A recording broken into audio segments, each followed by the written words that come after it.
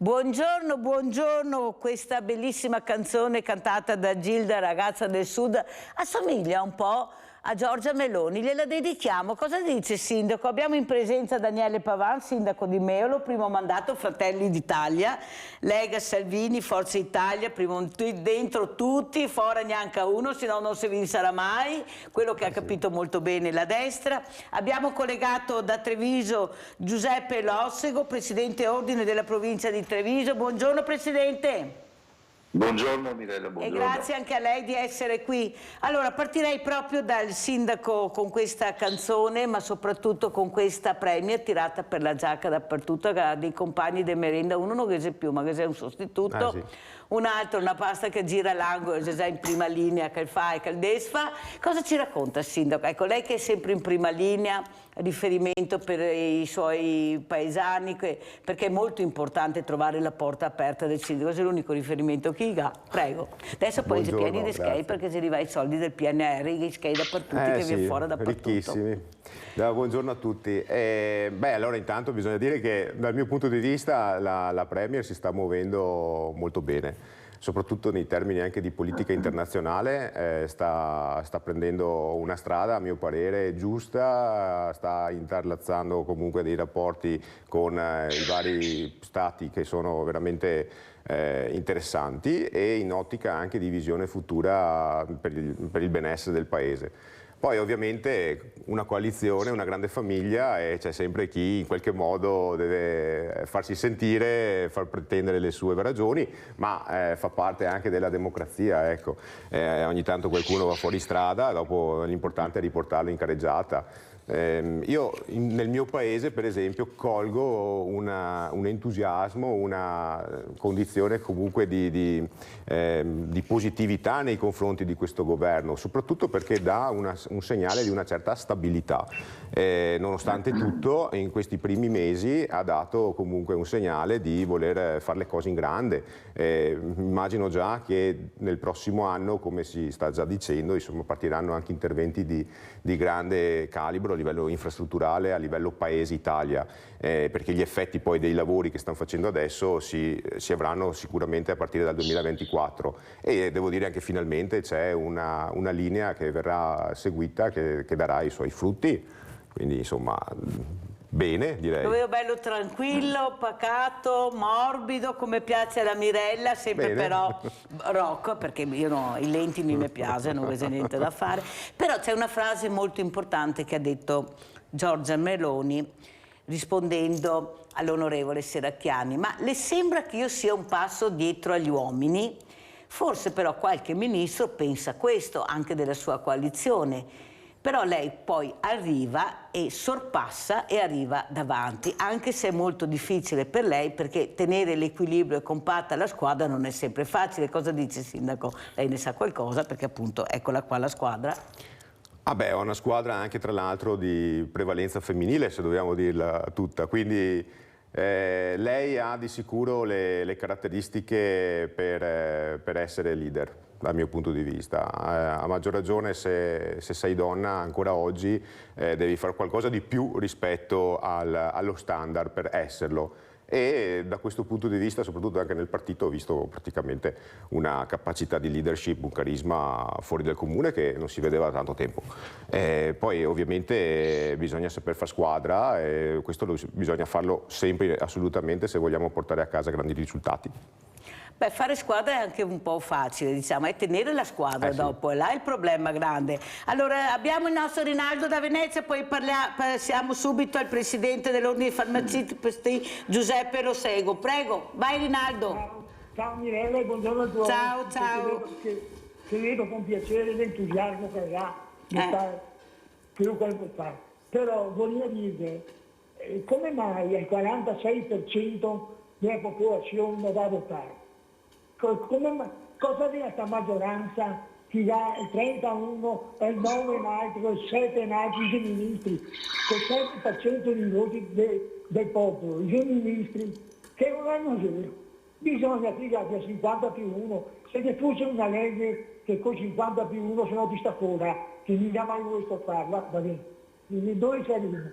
E dopo voglio dire, dell'autonomia, tutti questi grandi politici che non ho mai sentito a Salvini e a Meloni parlare dell'autonomia del Veneto. Neanche siamo veneti. Cosa vuol dire? Vuol dire che il Veneto c'è tutta un'altra roba, come che i siciliani, Napoli, tutta quella gente che era, anche a loro gli sta parlando.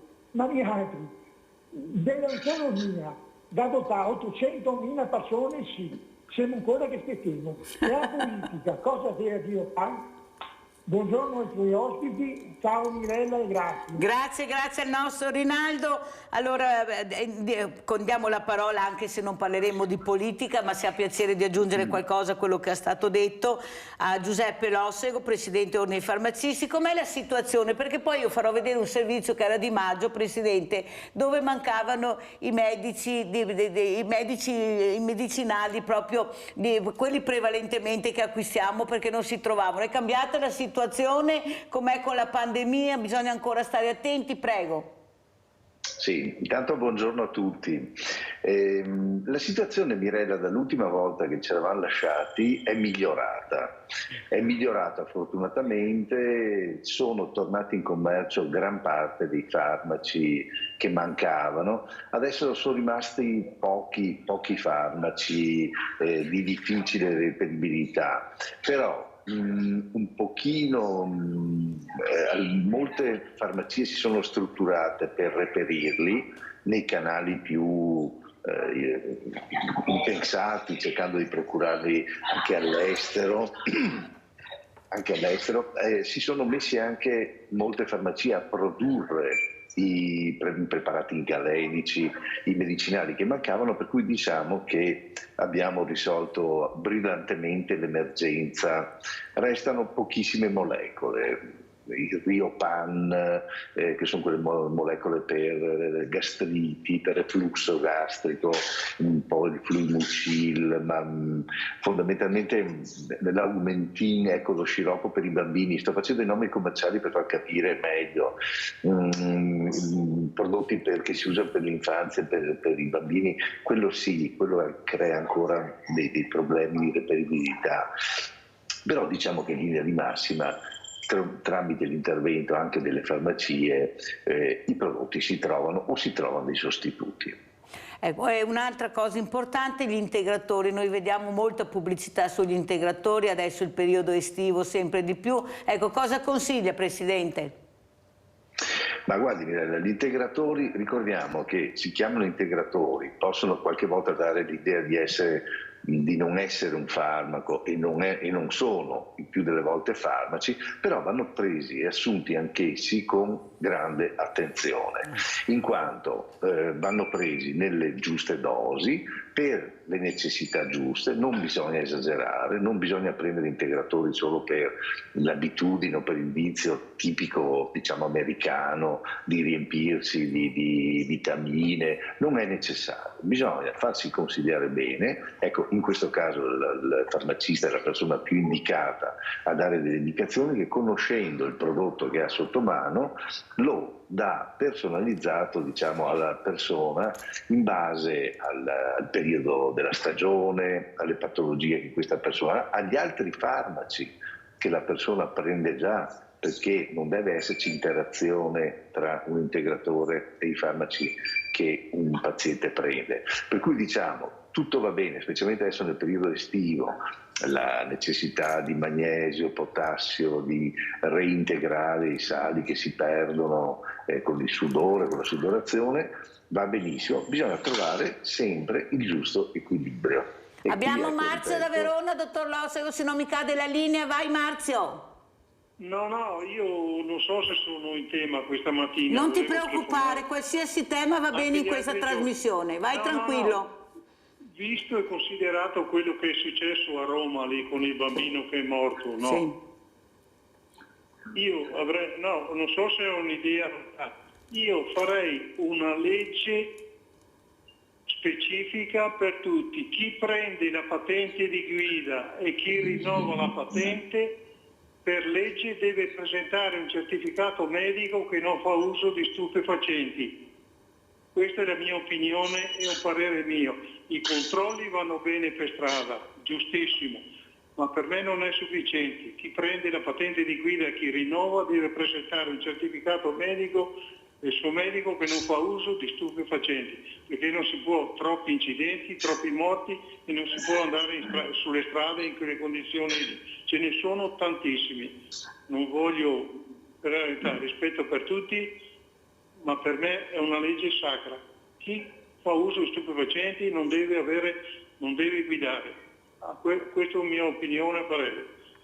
Grazie Marzio, guarda, ne abbiamo parlato proprio ieri, proprio nella puntata che avevamo anche la Presidente i familiari vittime della strada, avevamo una mamma purtroppo che sa cosa vuol dire tossicodipendenza, perché di San Patrignano il figlio ha fatto questa rinascita proprio a San Patrignano, ma è stata durissima, e abbiamo parlato proprio di questo, di non dare la patente se appunto si presentano che sono dei tossicodipendenti o usano stupefacenti. Questa è stata anche ieri approvata sia dalla Presidente questa proposta dei familiari vittime della strada che della mamma di questo ragazzo di San Patrignano, purtroppo che ne ha passato di tutti i colori e non è facile, ma soprattutto perché mettono a repentaglio anche la vita degli altri. Guardate cosa è successo, ma d'altra parte sì, in famiglia ci sono gli esempi. Cosa dice il sindaco? Abbiamo visto il padre che faceva degli esempi terribili con questo figlio che fa le stesse cose del padre su auto di lusso e vai. Cosa ne pensa lei, sindaco? Ma l'aspetto educativo familiare è chiave su tutto questo, a partire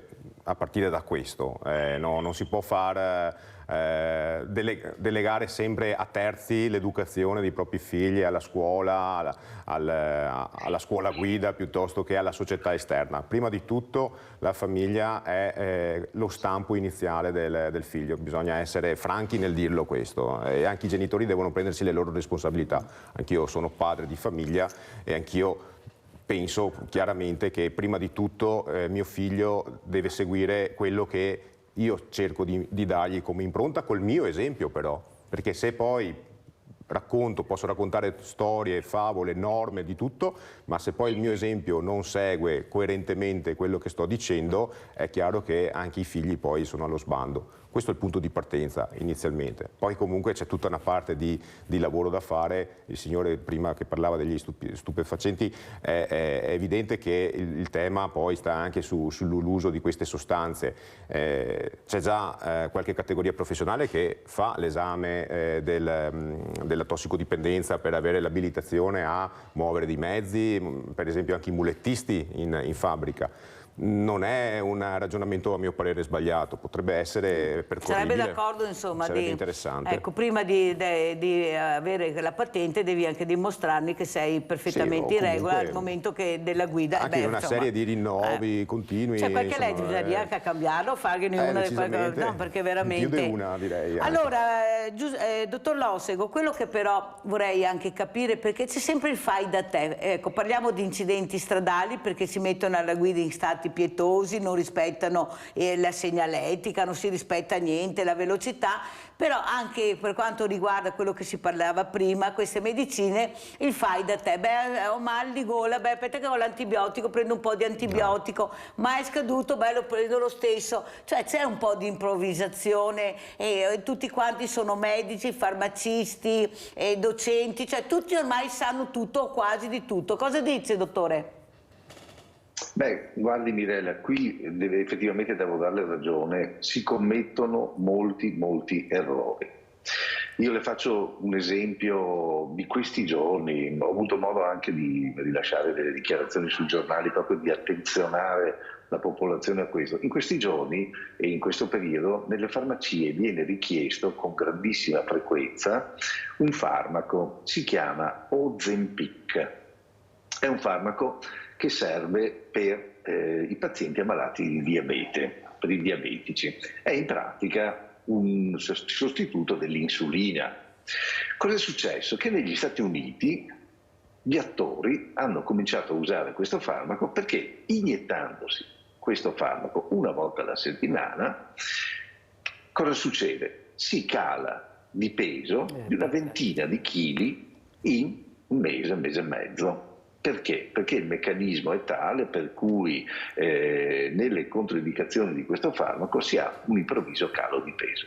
Naturalmente questa cosa è stata recepita immediatamente dagli americani, i quali, abusando come sempre delle situazioni eccetera, hanno cominciato a dare via questa moda. Adesso in Italia e anche nel televigiano c'è la richiesta continua in farmacia di questo farmaco. Io ho già risposto anche sui giornali, ma lo voglio ribadire anche adesso da voi in questa trasmissione. È una cosa pericolosissima. Effettivamente, a parte che ovviamente è un farmaco che va dato solo su ricetta medica, per cui è un farmaco sotto strettissimo controllo e nessun farmacista si sognerebbe di consegnarlo senza ricetta medica, ma anche trovando qualcuno che ti possa fare una ricetta medica, anche venendolo a prendere in farmacia, quello che voglio dire io per far capire è la gravità di questa cosa. Questo è un farmaco che va a sostituire l'insulina che è presente nel nostro organismo. Faccio la mia iniezione per un mese e mezzo, 2, calo i miei 20 kg, rischio, non facendo più l'iniezione, che l'insulina non venga più secreta dal mio organismo, per cui divento ammalato di diabete e per tutta la vita devo farmi l'insulina. Cioè è una cosa folle. Eppure... Guardi Presidente, la ringrazio di quello che sta raccontando, perché non è mai abbastanza quello che si dice da persone veramente esperte e competenti, ma anche i medici di famiglia dovrebbero essere. Come si fa a fare una ricetta? Lei ha detto giustamente ci vuole la ricetta, ma se c'è questa grande richiesta vuol dire che ci sono anche dei medici di famiglia che autorizzano a prendere questo farmaco, sapendo benissimo che magari non è diabetico, o sbaglio, dottore? Perché lei ha detto c'è veramente una richiesta incredibile. Com'è la storia? Perché è anche da capire questa storia qua. Sì, no, assolutamente non credo e spero che ci siano, non ho mai avuto modo in questi mesi di vedere medici di famiglia che abbiano prescritto, per carità, una cosa di questo genere. Purtroppo in tutti i settori l'illegalità, l'acquisto in internet, in paesi esteri... Ma allora in internet si può acquistare senza ricetta? Non si può assolutamente acquistare senza ricetta, lo diciamo, può essere acquistato in internet, però abusivamente ci sono siti dove vendono dei farmaci spacciandoli per farmaci e non c'è dentro niente.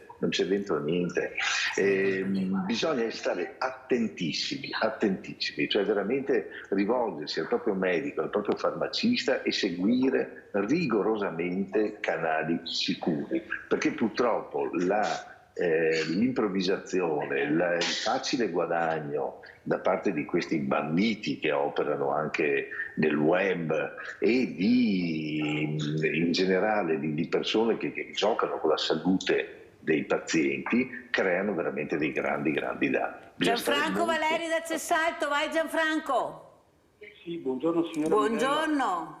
Buongiorno dottore e buongiorno signor Sindaco. Buongiorno. Signor Sindaco, approfitto della sua presenza perché fa parte di un comune medio piccolo e le faccio 2 o 3 domande. Ecco, una è una che mi batto da tanto tempo, signor Sindaco, tutti mi dicono di sì, parlo con i politici, sì, si immagini, guardi, lei che ha visto che anche urbanistica e lavori pubblici, e quando c'è da mettere fuori i tabelloni elettorali anche nel suo comune piccolo, tanti soldi si spendono, io ho pubblicato per il mio comune, che è piccolo più o meno come il suo, si vuole montarli e smontarli quando ci sono le dotazioni un po' importanti che vanno fuori tanti tabelloni, fa di media 3-4 mila euro. E sono perennemente vuoti, non servono a niente, sono dosi con tutti questi TikTok e TikTok, le televisioni, i giornali e chi ne ha ne mica di più, i telefonini che non si fa una piccola legge per eliminare questi tabelloni elettorali, basta dove ci sono le liste, basta. No, questa propaganda elettorale non va bene. E poi, signor Sindaco, mi rivolgo a lei perché un comune medio piccolo hanno inventato il PNRR per non dare niente ai comuni piccoli, perché la fetta più grossa la prenderanno i comuni grossi perché hanno le strutture, hanno le competenze, hanno gli uffici e noi comuni piccoli non prendiamo niente. Ecco, volevo solo E poi un'altra cosa, signor Filo, mi scusi se sono un po' dilungato, volevo chiedere quando si farà la riforma degli enti locali. Mai. Allora noi stendiamo, ma non si farà mai niente. Volevo il suo parere, buongiorno e grazie del suo lavoro. Grazie a te invece Gianfranco, prego Sindaco. Beh, anche per rispondere al telespettatore prima che interveniva relativamente all'astensionismo. La partecipazione politica è il tema, prima di tutto. Io per esempio vengo da una generazione dove la maggiore età è stata raggiunta, secondo me, nel momento peggiore dello scenario politico italiano. Nei miei ultimi 20 anni ne ho viste di ogni.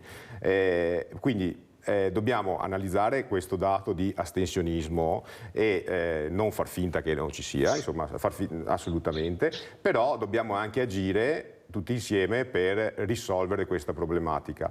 Quello che diceva invece quest'ultimo telespettatore, anche legato alla propaganda, ai tabelloni, che sono un retaggio, diciamo, di vecchie norme dove praticamente davano certi spazi per legge a tutti quanti quei potenziali partiti che si possono esporre, che poi magari alla fine si riducono a essere 2 o 3 e basta, e quindi si trovano 100 metri di tabelloni vuoti con 2 o 3 affissioni e basta, e con spese anche per tutta quanta la gestione di montaggio e smontaggio. Ma questo è un'attività che a mio parere si risolverà molto facilmente e anche a breve, ma è indicatore poi, no, di quello che tutte le norme, le leggi seguono e inseguono l'evoluzione della società. Cioè se c'è una mancanza di elettori alle urne è anche dato da una disaffezione nei confronti della cosa pubblica in generale, non è neanche tanto più una questione di destra e sinistra, è una questione di vedere tutto questo spreco, come diceva quest'ultimo telespettatore, è ancora non risolto su questa tematica. Però a mio parere l'astensionismo è proprio la soluzione peggiore che un elettore possa intraprendere per lanciare un suo segnale. Come dicevo prima, io sono partito ad essere cittadino attivo con la maggiore età nel seguire, nell'informarmi, quando le cose, per esempio nel mio paese, non le consideravo corrette e comunque fatte nel modo come io ritenevo più consono, a vantaggio del paese, mi sono candidato. Mi sono messo in gioco, molto semplicemente. Maria da Bovolenta, vai Maria. Ciao Mirella, ciao. Buongiorno ai tuoi ospiti.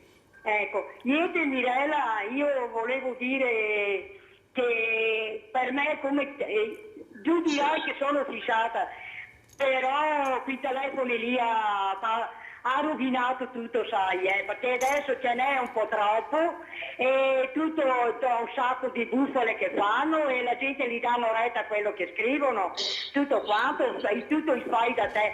Io per fortuna, guarda, a parte che sono un po' imbranata perché i telefoni là non capisco niente, però io ho il mio vecchierello, ho i numeri della gente quando vogliono telefonare hanno il mio e io vado benissimo così.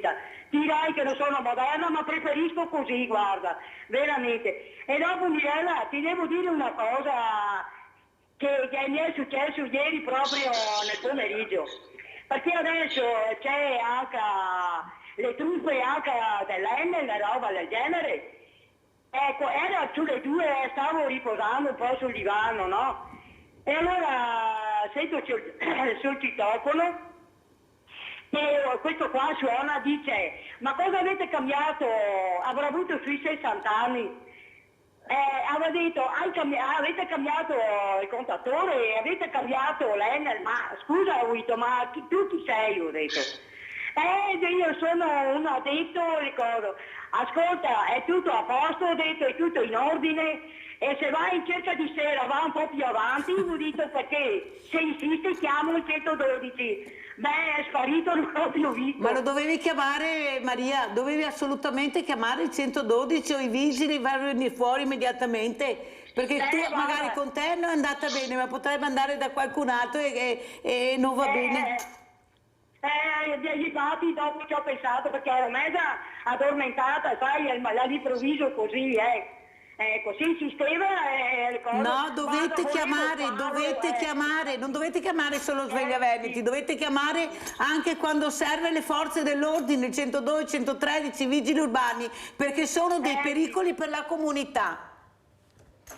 Va bene Maria, grazie comunque di aver detto questo, così qualcuno tenga le orecchie alte. Ecco, come sente il sindaco, ecco, veramente nei paesi, non solo nelle grandi città, ma anche nei paesi la situazione è preoccupante. Assolutamente, è un tema importante questo. Chi comunque va a vendere a porta deve segnalare all'autorità di competenza la presenza di determinati venditori classificati con il loro nome, codice e riconoscibili a tesserino. Cioè il cittadino che si trova la suonata del campanello può chiamare le forze dell'ordine e chiedere riscontro se la persona che ha davanti, che rappresenta tal ditta con tal nome, è iscritta nell'elenco che è stato comunicato. Per cui è proprio un diritto e una tutela proprio del cittadino che riceve la suonata di fare le verifiche del caso prima ancora di aprire. Ma non sono abituati i nostri anziani, cioè una parte lo fa, bisogna dire, ma ne abbiamo una parte che si fida, che ci crede, perché questi si veste da carabinieri,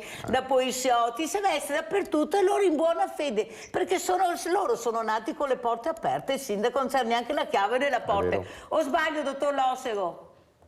No, è verissimo, è verissimo.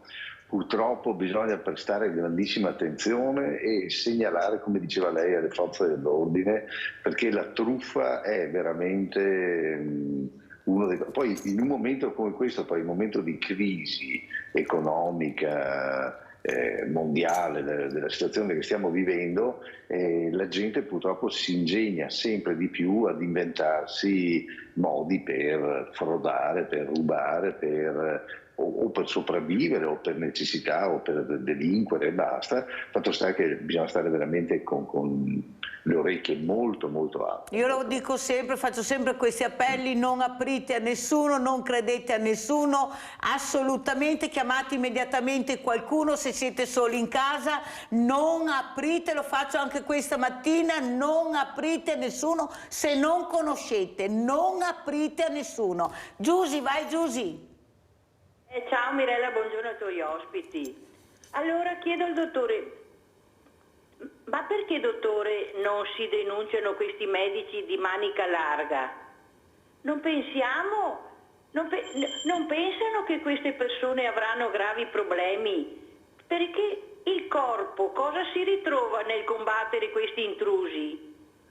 Entrano nel nostro motore, dottore, e dopo vanno tutti all'ospedale? Io spero di no, ma insomma tutta questa gente che prende queste cose qua che non sono legali, non so, non capisco. E ancora Mirella, con questo non capisco tutte le mattine. Vabbè.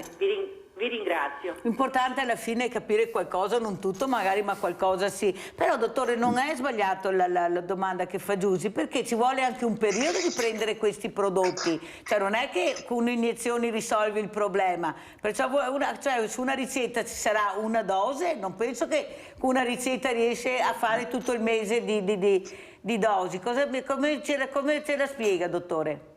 Sì, ecco, io vorrei essere molto chiaro e preciso. Assolutamente non ho avuto nessun caso e nessuna segnalazione di ricette fatte da medici di questo prodotto in maniera illegale.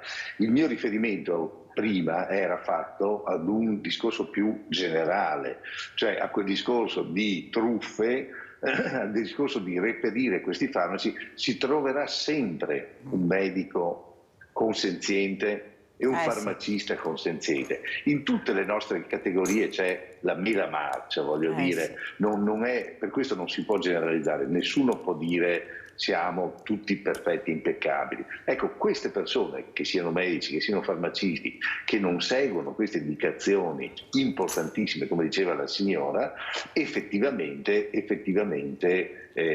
fanno dei grandissimi guai.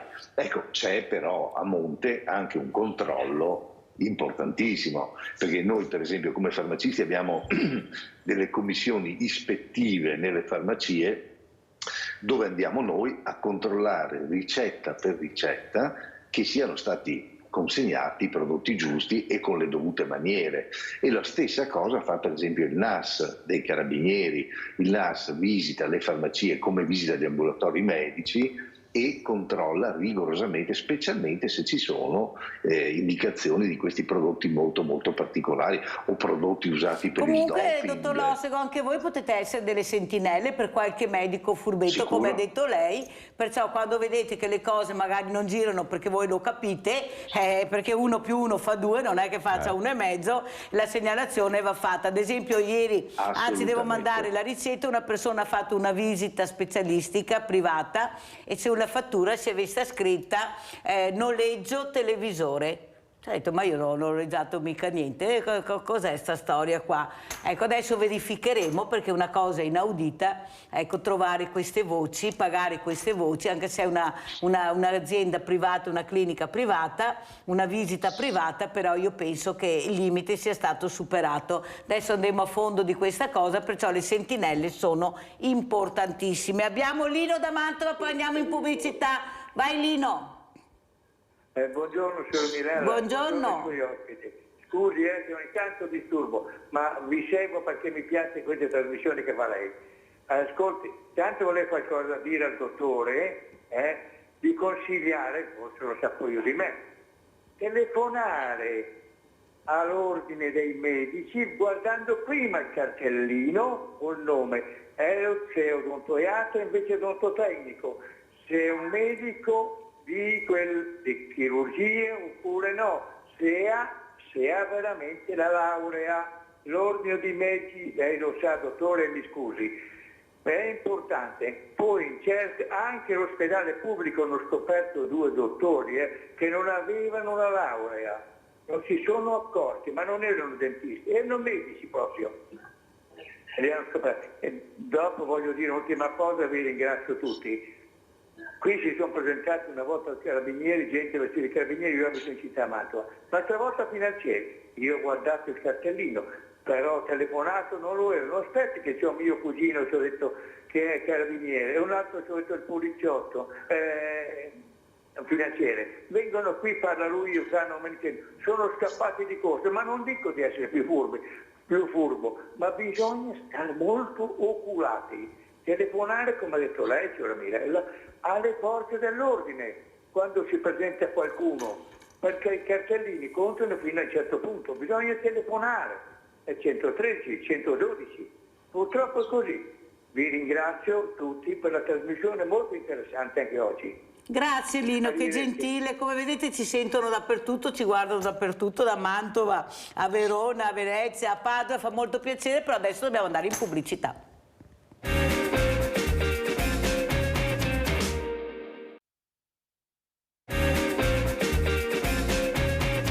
Allora andiamo a vedere, visto che si parlava anche di violenza, andiamo a vedere questo rapinatore in farmacia, è una cosa anche recente, andiamo a vedere.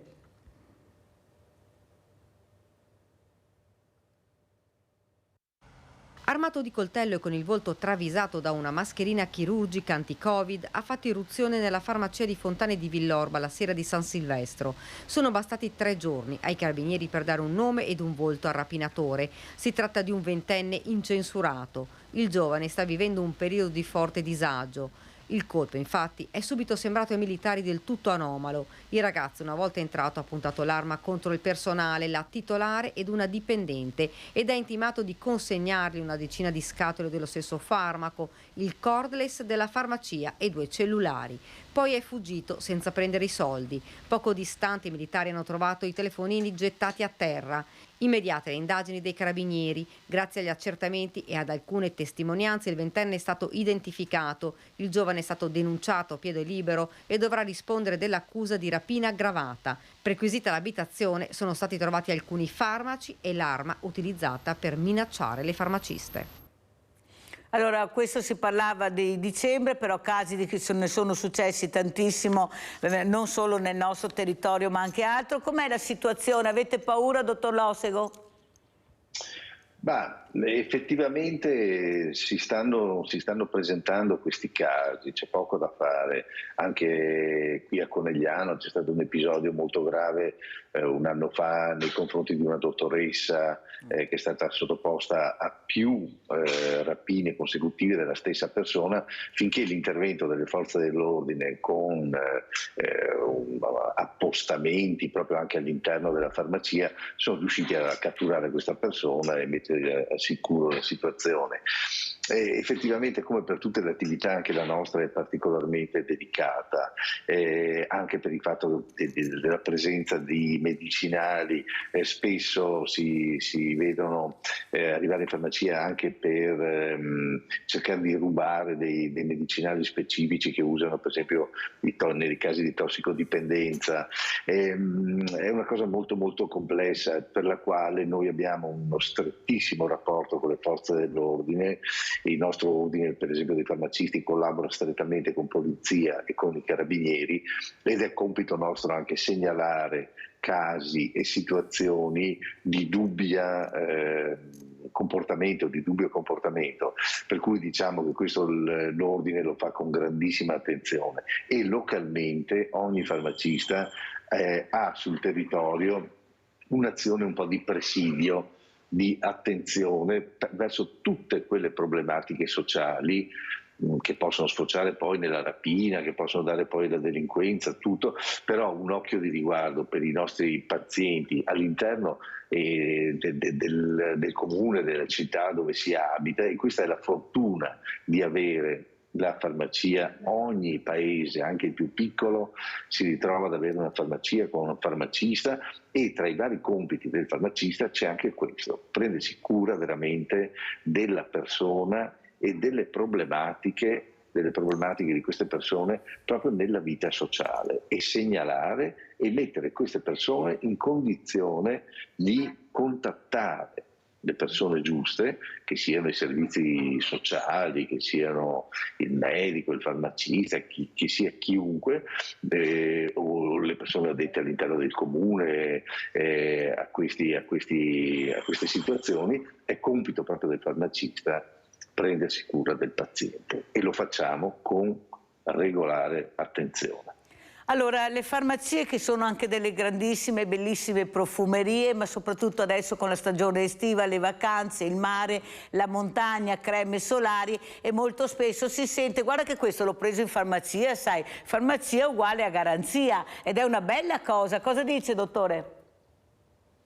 Sì, è una cosa della quale noi ci fregiamo, cioè è una cosa che fa molto piacere, perché insieme alla consegna di una crema, che sia una crema di bellezza, piuttosto che una crema solare, piuttosto che un cosmetico, c'è sempre la disponibilità a dare dei consigli molto qualificati.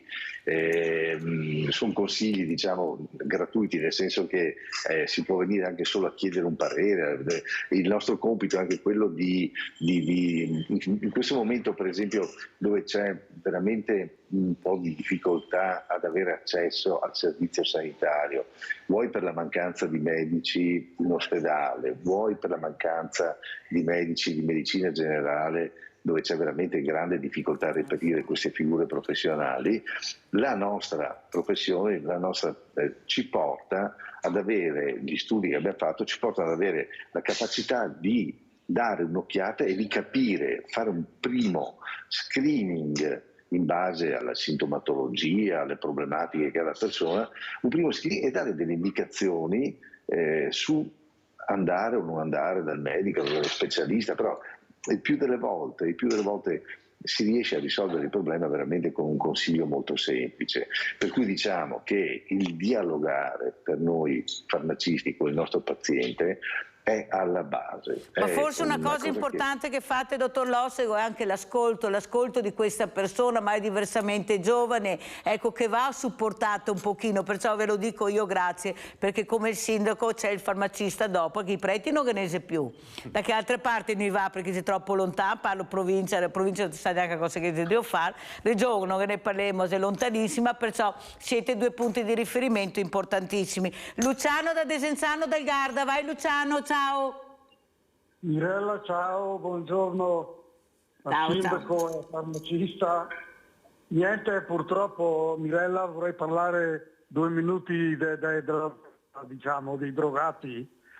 I miei figli hanno ormai sui 50 anni e quando andavano alle medie, torniamo indietro 37 anni fa, 35, dicevano i nostri amici fumano, sai, adesso una marijuana, adesso non so io quelle sigarette lì, no? Già 13-14 anni. Purtroppo, Mirella, adesso vado sulle cose gravi, non è possibile con tutte le leggi che ci sono. Certo, se questi giovani avevano i nostri genitori, i miei genitori, mio padre, i miei figli, niente, voglio dire, ho conosciuto 3 signore, tutte brave signore. Una era la mia collega nata al mio paese, tutte e 3 con figli drogati. Uno ha fatto 2 figli con una drogatina e li hanno portati via, hanno vissuto in comunità, adesso avranno 20 anni. Niente, l'ultima me l'ha raccontato poco tempo fa, qua a casa mia, ha 46 anni, l'ha avuto il figlio, è vedova, giovane. Niente, è stato anche in galera. E non può fare niente, Mirella. I genitori non possono, non so cosa fare a questi figli. I carabinieri gli dicono deve commettere qualcosa di grave e lo prenderemo e andrà in galera. In comunità, ci sono comunità qua vicino, no? Qua vicino e non vuole andare. Ma è mai possibile? È mai possibile che un drogato, uno che ne combina di tutti i colori, tra parentesi, non c'è una legge che i carabinieri lo prendano e deve essere messo in queste comunità dove lavora, comunità di come si chiama il Don lì, 90enne di Verona e di altri. È questo che voglio dire, ma con tutte le leggi. Il sindaco mi parli dopo, che anche lui purtroppo avrà questi problemi nel suo comune. Non è possibile una legge che deve prendere questi ragazzi e curarli, farli lavorare, ma che non possono uscire finché... Vi saluto, scusatemi, buongiorno. Grazie Luciano, ti faccio vedere questo servizio proprio di ieri sera, andiamo a vedere questo maxi sequestro droga Veneto. Andiamo a vedere, poi parliamo di a nastro. Le fasi dell'arresto in pieno giorno vicino alla fermata del tram, le auto dei poliziotti bloccano il carico di droghe in consegna, uno dei tanti fatti arrivare a Padova per poi essere smerciato in tutto il nord Italia. La squadra mobile ha sgominato una banda di trafficanti al tolto dal mercato oltre 40 kg di cocaina ed eroina purissime. Il valore della droga sequestrata ammonta ad oltre 1 milione di euro, ma venduta avrebbe fruttato il triplo. In carcere sono finiti 3 nigeriani e uno spagnolo. Per una donna nigeriana e una donna spagnola invece è stato disposto il divieto di dimora in Veneto. Nelle immagini si vede anche una delle ultime compravendite avvenute a febbraio in stazione a Padova, quando una 40enne nigeriana ha ritirato 182 ovuli di cocaina nascosti nelle bottiglie del latte. L'indagine parte dall'attività che quotidianamente svolgono i nostri, della squadra mobile, le nostre pattuglie sul territorio. E hanno intercettato, come capita molto spesso, uno spacciatore al dettaglio, per così dire, e da lì si è partiti per arrivare a un livello superiore, molto superiore, un livello in cui compaiono dei soggetti inseriti in un traffico internazionale di stupefacenti. Tutto è iniziato con l'arresto di un pusher nigeriano nel settembre del 2021. I poliziotti del suo cellulare hanno rintracciato i dati di un versamento di denaro nei confronti di un 35enne connazionale residente a Padova, che si è scoperto poi avere un ruolo di spicco nella gestione del traffico di cocaina ed eroina. Tra ottobre 2022 e febbraio 2023 i poliziotti hanno sequestrato 42 kg di sostanza stupefacente, individuando un covo dove veniva stoccata la droga, un appartamento di via Curiel in zona Stanga e un altro appartamento utilizzato dai pusher a Cadoneghe. I poliziotti hanno sequestrato un libro mastro e scoperto il coinvolgimento di un altro nigeriano che utilizzava un appartamento di Legnaro dove si recava per approvvigionarsi una corriere nigeriana residente a Casale sul Sile. La squadra mobile ha ricostruito la rete arrestando anche un 31enne nigeriano di Treviso, individuando una coppia di corrieri spagnoli di Saragozza che facevano arrivare la droga in Veneto. A febbraio in provincia di Lodi erano stati fermati con 15 kg di stupefacenti in auto. Allora, Sindaco, come commenta questo servizio? Perché parliamo, questi corrieri sono le pedine finali, il problema è che non si arriva mai o raramente a prendere proprio la mente, la testa dell'operazione, poi vanno in carcere questi corrieri che paghiamo noi e sono l'ultimo, ma il vero, la mente, il trafficante non viene mai preso, pochissime volte, prego. No, assolutamente, ma io direi anche di fare un'attenzione particolare anche a come adesso vengono avvicinati i giovani all'uso degli stupefacenti.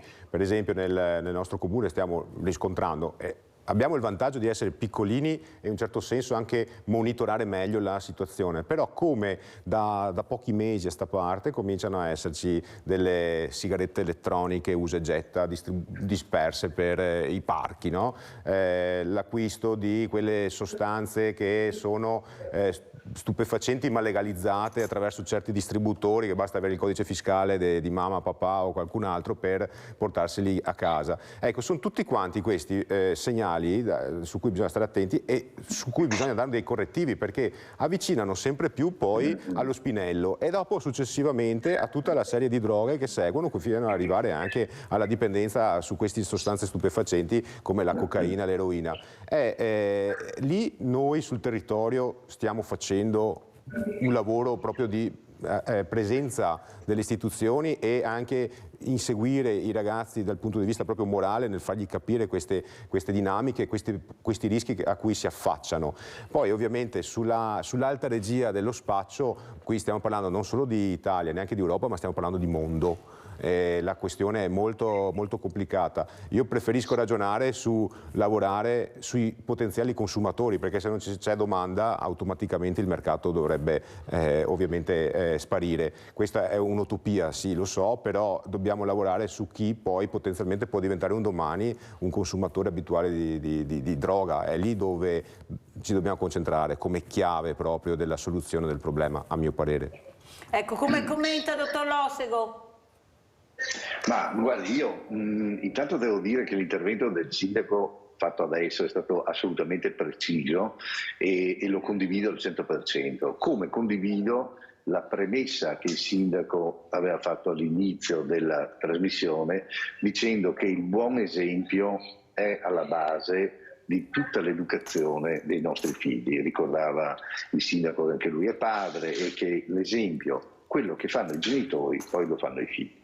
Ora, il problema della droga, premesso che è un problema gravissimo, perché noi siamo giornalmente a contatto con queste persone, togliersi dal mondo della droga è un'impresa quasi impossibile dal punto di vista fisico, dal punto di vista di minacce, di un meccanismo che si viene ad instaurare, che è pericolosissimo, proprio come vediamo nei film, nelle serie di quelle tossicodipendenze gravissime, eccetera.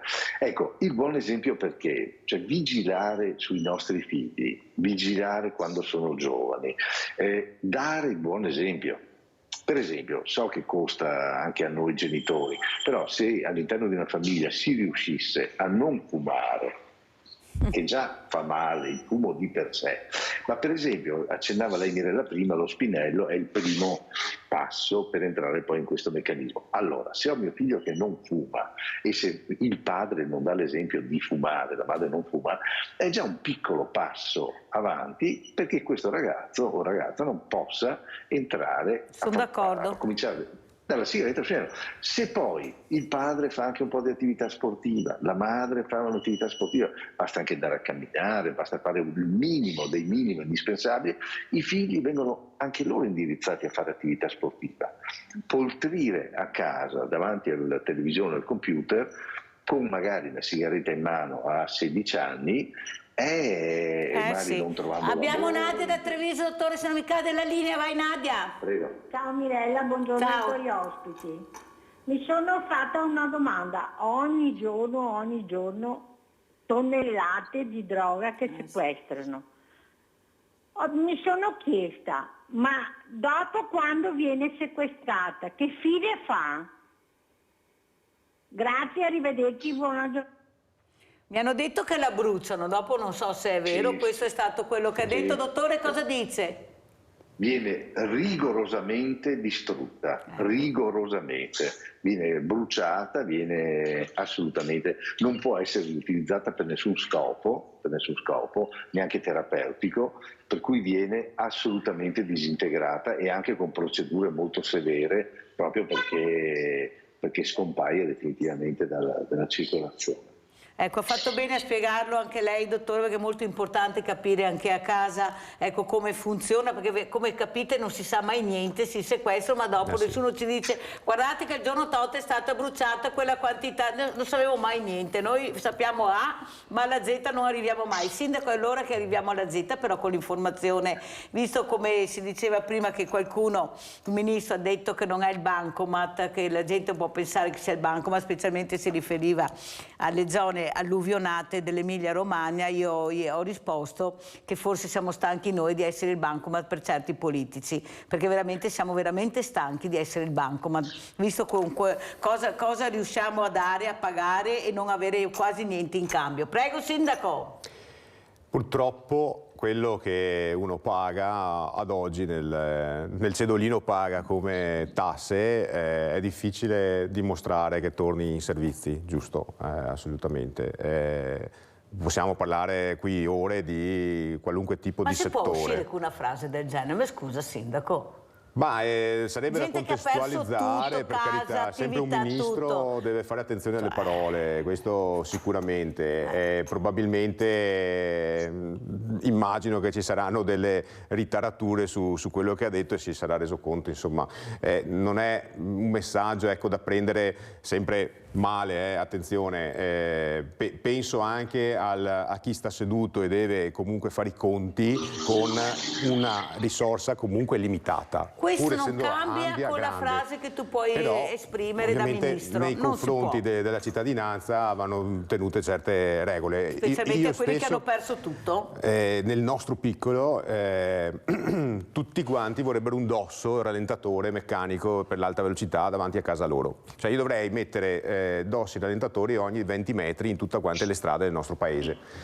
Al di là proprio della significatività della cosa, però come per dire, le pretese comunque sono sempre circoscritte all'esigenza del cittadino, della famiglia, e guarda anche il suo, come dire, benessere personale, ma è giusto che sia così. Il politico deve saper fare anche quella comunicazione adeguata per far intendere che ci sono delle risorse limitate e devono essere valutate con una distribuzione ben chiara, organizzata, giusta, proprio dei fondi, delle spese che devono essere sostenute. Poi se ogni tanto si va, non va bene, fuori carreggiata. È molto, veramente da che pulpito che viene a predica, Sindaco, da che pulpito viene a predica. Come ci saluta, dottor Lossego? Io vi saluto con grande piacere, intanto vi faccio i complimenti per la trasmissione che è sempre molto interessante e spazia su argomenti molto sentiti dalla popolazione. Io vi saluterei ricordando che la funzione del sindaco di riferimento nei paesi, anche nei piccoli paesi in particolare, è di fondamentale importanza, come è fondamentale importanza la figura del farmacista. La collaborazione tra sindaco, comune e farmacia e forza dell'ordine sta veramente alla base dell'attenzione che viene dedicata al territorio. Per cui fidatevi e confidate sempre nella farmacia di riferimento e nelle istituzioni, dal sindaco alle forze dell'ordine, perché veramente essere attenti, come si è detto più volte questa mattina, attenti a tutte le sfaccettature che vedono la crescita dei nostri ragazzi, stare attenti può prevenire molti danni, per cui occhi ben aperti e rivolgersi sempre a persone qualificate. Grazie Giuseppe Lossego, Presidente Ordine dei Farmacisti della provincia di Treviso. Grazie, buona giornata dottore. Sindaco, come ci saluta?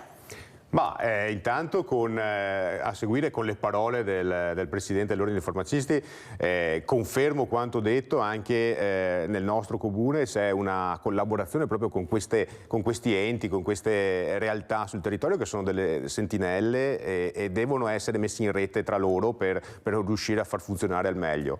Ci salutiamo con la buona volontà e la forza di portare a casa più fondi possibili dal PNRR, e questo è un tema che era emerso prima da un ascoltatore.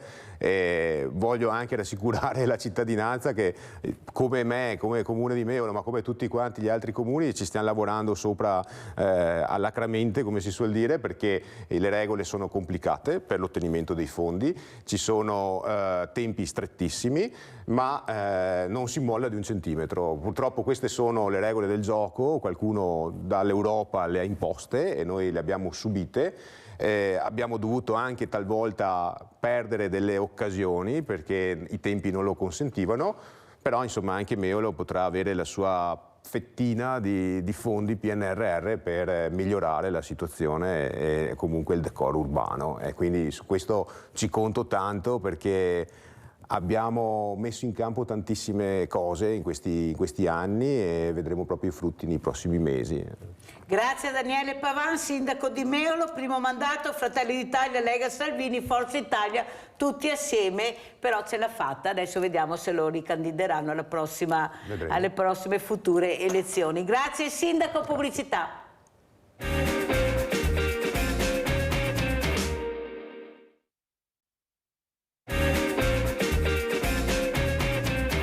E vi presento altri due graditissimi ospiti. Abbiamo in presenza il nostro Abdallah Karzaghi, presidente cooperativa ILAL, che dopo spiegheremo cos'è una cooperativa famosissima, importantissima, e abbiamo collegato dalla Puglia anche Alain Fragrasso, familiari vittime della strada e premiato col premio Paolo Sartori 2023. Complimenti Alain, ti ringrazio veramente di essere qui questa mattina, ci tenevo tantissimo, guarda, a parte per complimentarmi per questo premio anche a chi te l'ha assegnato, perché te lo meriti proprio tu e tutta la famiglia, compresa la tua meravigliosa moglie, ma soprattutto per far capire che qui dobbiamo cambiare registro. Ecco, questi ragazzi che guidano sotto effetti degli stupefacenti, di morti da gennaio adesso, una cosa incredibile, processi lunghissimi, non sempre la giustizia arriva. Cosa ci dici a lei? Comincerei proprio da te. Allora, buongiorno intanto e grazie per l'invito. Sì, intanto devo ringraziare l'Antonella, la moglie di Paolo Sartori. Mi sentite? Sì, sì, ci sentiamo bene, ti vediamo un po' ballare. Ecco, te mi fa venire il mal de mar, bloccate, bravo, però ti sentiamo bene, vai Alain. Niente, innanzitutto devo ringraziare per questo riconoscimento l'Antonella moglie di Paolo Sartori. Cuore d'Arena. Sì, Sartori. E l'associazione Cuore d'Arena per avermi dato questo riconoscimento che mi fa sentire orgoglioso nei confronti di mia figlia e mia nipote. Sì, allora, si parlava ieri a lei, anche questa mattina sono arrivate delle telefonate che dicevano perché non fare una legge nuova, modificare la legge, chi prende la patente non deve assolutamente assumere sostanze stupefacenti, deve essere pulito. Tu cosa ne pensi? Sì, esatto. Io sinceramente sarei dell'idea di qualsiasi persona che causa un incidente gli venga ritirata la patente per sempre, e quindi prima di mettersi in macchina bevuto o avere assunto stupefacenti è meglio che ci pensi. Ecco, sentiamo anche cosa ne pensa il nostro Abdallah Karzaghi, ecco, di questa droga. Anche ieri abbiamo sentito tonnellate e tonnellate di droga. Cosa ne pensi, Abdallah? Io che noi abbiamo dei figli e siamo molto preoccupati per loro, quindi tutti gli effetti che causano incidenti sono effetti che bisogna intervenire immediatamente, soprattutto aprendo il giornale e vedendo sempre più incidenti che causano anche morte con delle persone che non c'entrano niente perché devono andare al lavoro, perché devono fare un servizio per la quotidianità, vengono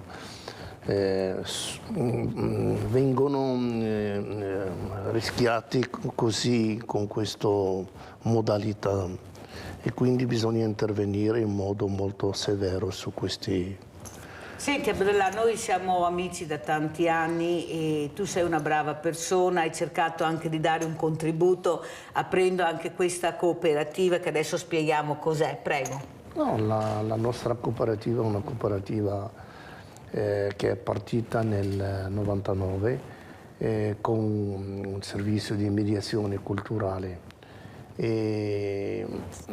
Era una dei primi cooperative fra italiani e stranieri, quindi questo non lavorare per, ma lavorare con gli stranieri ci ha un po' fatto avere un'esperienza molto ricca, soprattutto nel Trevigiano. Treviso sappiamo che è sempre stata una stazione di polemiche, di strumentalizzazioni, e quindi noi abbiamo presentato un servizio molto importante. È stata la prima cooperativa che ha vinto un palto con l'USL per ben 10 anni. Abbiamo presentato un servizio importante. Abbiamo lavorato anche per i comuni, per il carcere, per vari enti, e soprattutto abbiamo lavorato per la quotidianità, per il bene comune. Mi ricordo una delle cose che abbiamo fatto anche importanti per la città, di lavorare per evacuare il sequestro oppure l'abuso o l'evasione che è stata al Duomo da parte delle sfrattate. Noi abbiamo fatto un lavoro di mediazione, abbiamo fatto un altro lavoro che è importante quando gli stranieri hanno occupato con il centro sociale il Sant'Artemio. Noi lì abbiamo cercato di evacuare in modo pacifico, trovando delle soluzioni abitative. Sai perché ti invito e ti faccio parlare di queste cose? Perché i messaggi che qualche volta passano è che è sempre colpa di marocchini quando succede qualcosa di brutto, o negli autobus, o incidenti, oppure grandi risse, mentre tu sei la dimostrazione che ci sono delle mele marce, però il colore è di qualsiasi generazione, ma soprattutto quello che tu stai cercando di far capire è che tu invece stai cercando di aiutare quelli che si comportano male a cercare di dire alta, fermi, che adesso vediamo un po' come si può risolvere la faccenda. È un aiuto molto importante. Ma quello che io ti chiedo, questi ragazzi che arrivano anche da te, che io anche ho visto, sono anche ragazzi di 18-20 anni, fisici eccezionali, forti, però se non hanno il permesso di soggiorno non si possono impiegare. Io ho parlato anche con degli industriali ospiti, con delle associazioni, hanno detto no, dobbiamo intervenire e fare qualcosa perché noi abbiamo bisogno di manodopera, dobbiamo semplificare. Questo l'ha detto anche qualche politico. E cosa vuoi dire? È vero questo? Cioè dobbiamo semplificare perché la manodopera è importante, le aziende la richiedono, però anche tu sei con le spalle al muro perché finché non arriva questo permesso di soggiorno non li puoi impiegare, o sbaglio? Allora, è un problema molto complesso, nel senso che arrivano i richiedenti, e arrivano in tante, e per sopportare tutte queste problematiche bisogna fare un iter di riconoscimento da parte della questura. Solo dalla questura, io le conosco, c'è adesso un lavoro molto importante da parte della questura di Treviso, soprattutto con la dottoressa Maria Moro e Franceschi, l'ispettore capo. Sono veramente dei bravi persone che stanno lavorando bene in un modo molto impegnativo. E il problema è che non ce la fanno, hanno bisogno di personale, che il Ministero degli Interni devono aumentare i ministeriali, si chiamano, oppure anche i collaboratori. Questo non succede, purtroppo loro si trovano con le risorse umane che hanno e quindi c'è l'impossibilità di impiegarli perché le carte, i documenti non sono in regola. Sì, il rallentamento è dovuto perché il Ministero non riesce a... E poi per anche un bene di tutti, nel senso che queste persone sono fisicamente forti, che possono lavorare. E sono impiegate, sì, perciò sai lavorano, esatto, perciò sai che non possono delinquere. E sono io delle persone che sono delle brave persone, sono disposte a fare tutto. Eppure non puoi impiegarli finché non arrivano. Allora andiamo a vedere, tornando invece ai familiari vittime della strada, queste voci familiari vittime della strada. Era il 22, sentiamo come lo commenta il nostro Alain Fragasso.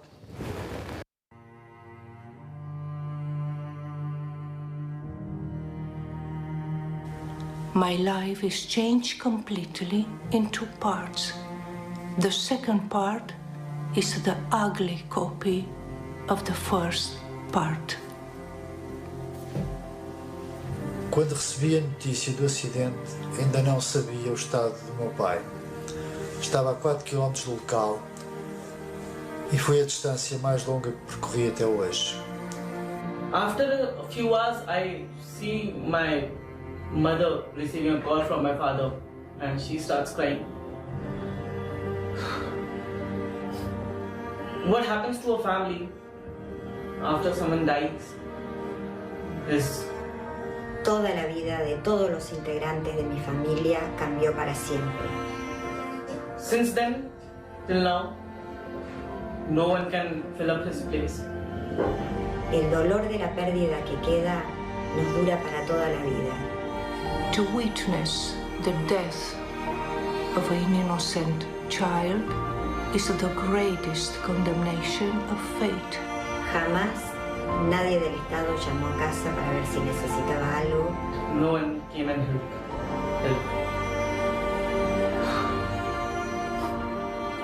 A condutora não foi responsabilizada. Para mim, é incompreensível este desfecho. No one day in jail for the assassin of my daughter.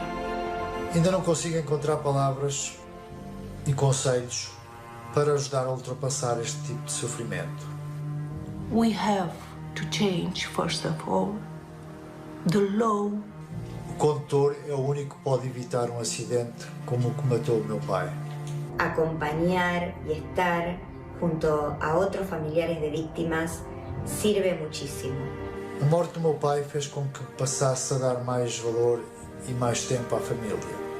En honor y en homenaje a quien perdió la vida, voy a seguir adelante, cada uno desde su lugar pueda llegar a hacer algo por su caso y también como para evitar que le ocurra a otras familias. Bollicina.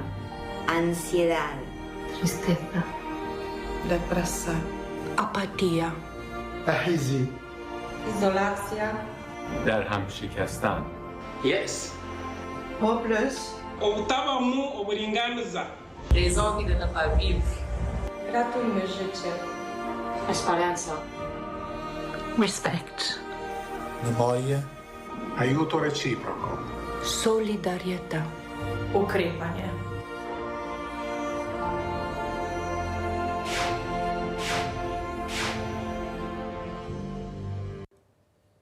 Un video molto importante che abbiamo visto questa mattina, ecco come lo commenti, la morte di un familiare non ha colore, il dolore è uguale per tutti in tutto il mondo, avete sentito, ma le leggi non ci sono da nessuna parte, avete sentito non un giorno di carcere per la morte di mia figlia, nessuno è venuto a chiederci come stavamo, ad aiutarci, prego Alain. Sì, come in tutto il mondo non c'è legge. L'unica cosa è la speranza. ovviamente qui è un dolore troppo insopportabile. Tristezza, isolazione, depressione. Però c'è tante persone che ti sento male, a lei, mettiamo a posto il collegamento. A lei, scusa, mettiamo a posto, chiediamo alla regia di sistemare un po' il collegamento. Allora andiamo da Romina. Ciao Romina, è Romina Ceccato in linea. Prego Romina. Ciao Mirella. Ciao. Allora, tu lo sai, quando parliamo lì il mio pensiero. Io capisco tante cose, però vorrei che qualcuno capisse veramente la sofferenza e incominciasse a mettere in atto veramente le leggi, se ci sono. Perché come vediamo ultimamente questi ragazzi, e anche non, si mettono alla guida solo per farsi vedere chi corre forte e chi non corre forte. Però attenzione, ricordiamoci che ci sono delle persone che soffrono. E voglio dire una cosa molto importante. Riguardo anche l'incidente successo appunto anche a Roma, e vediamo che qui da noi c'è un bollettino di guerra. Facciamoci una domanda, cari genitori, magari me la faccio anch'io. Non diciamo a chi perde un figlio che è una vergogna e difendiamo i propri figli. Qualche volta portiamo i nostri figli, se sbagliano, direttamente in caserma e gli diciamo teneteli dentro, perché magari un po' di educazione adesso penso che serva a noi grandi, non ai ragazzi. Tu lo sai come la penso e tu lo sai quanto combatto. Sono una persona che non mollerà mai e continuerò a non mollare.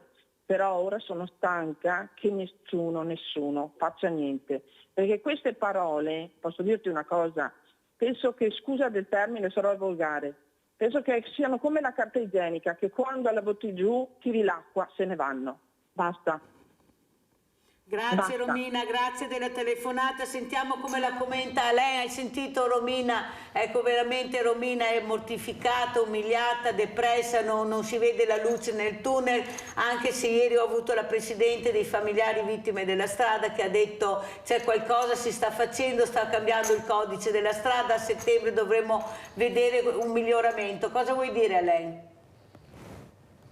Niente, che condivido pienamente le parole di Romina, e finché non ti tocca personalmente le persone non possono capire il dolore che provi.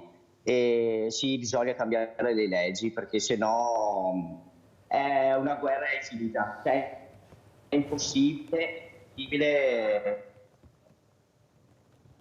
Però abbiamo sentito anche prima il dottor Lossego che diceva ma se in famiglia tu fumi già dall'inizio e tuo figlio ti vede e inizia già a fumare anche lui, cioè gli esempi vanno dati anche in famiglia, ma quando inizi a essere piccolo, non quando sei grande e maturo, perché è già un bel passo, un po' di sport, un po' di movimento, cioè dobbiamo cercare di capire anche l'insegnamento culturalmente che dai in famiglia. Ma come fai se hai un padre che sfida anche lui la macchina più grossa, andare a velocità folle? Cioè capisci bene che questo ragazzo è cresciuto con questo padre che gli insegnava quello che tutto era sbagliato invece che il registro giusto. Cosa dici a lei?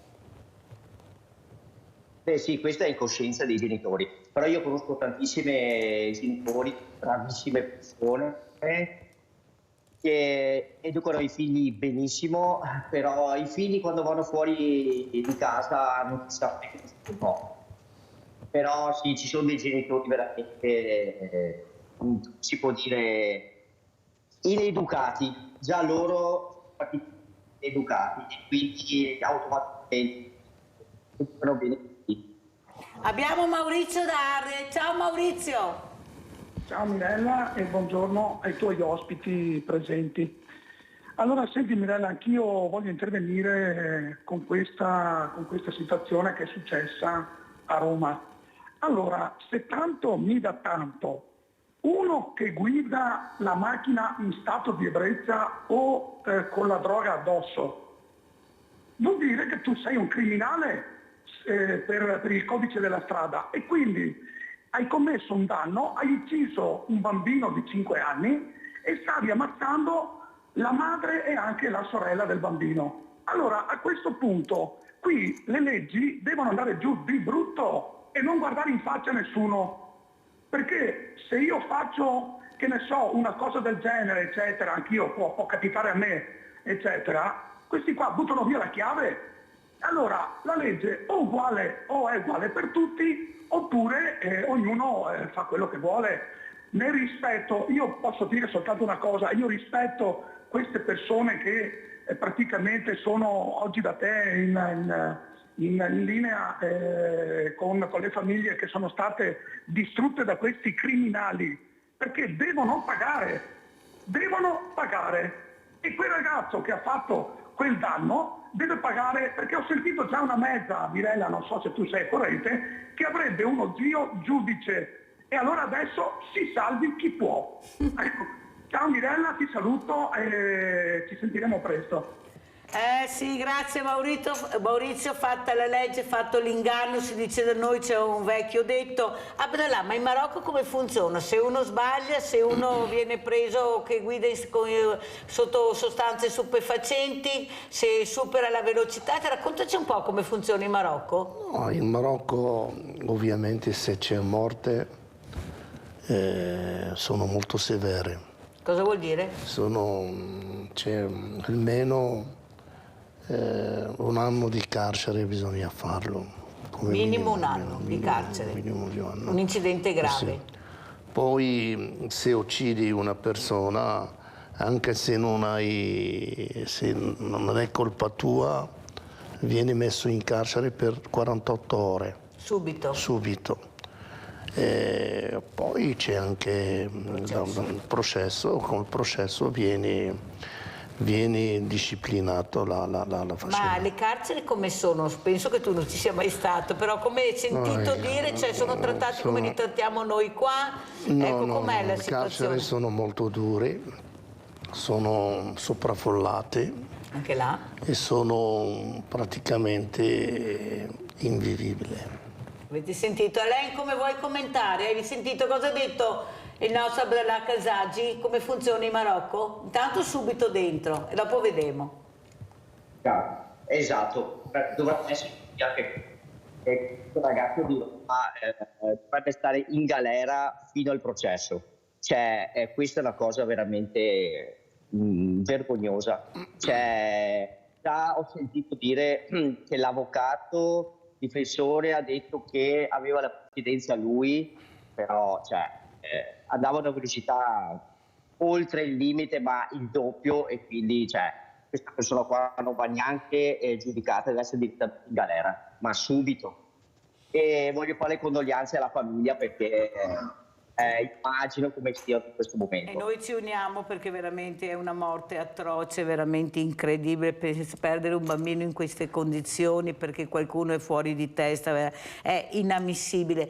Però adesso io vorrei anche chiedere anche il vostro parere. Prima si diceva c'è una sinistra troppo buonista, troppo morbida, adesso c'è destra il governo, e allora adesso dovremmo avere anche dei segnali diversi. Cosa dici a lei? Che segnali vedi tu?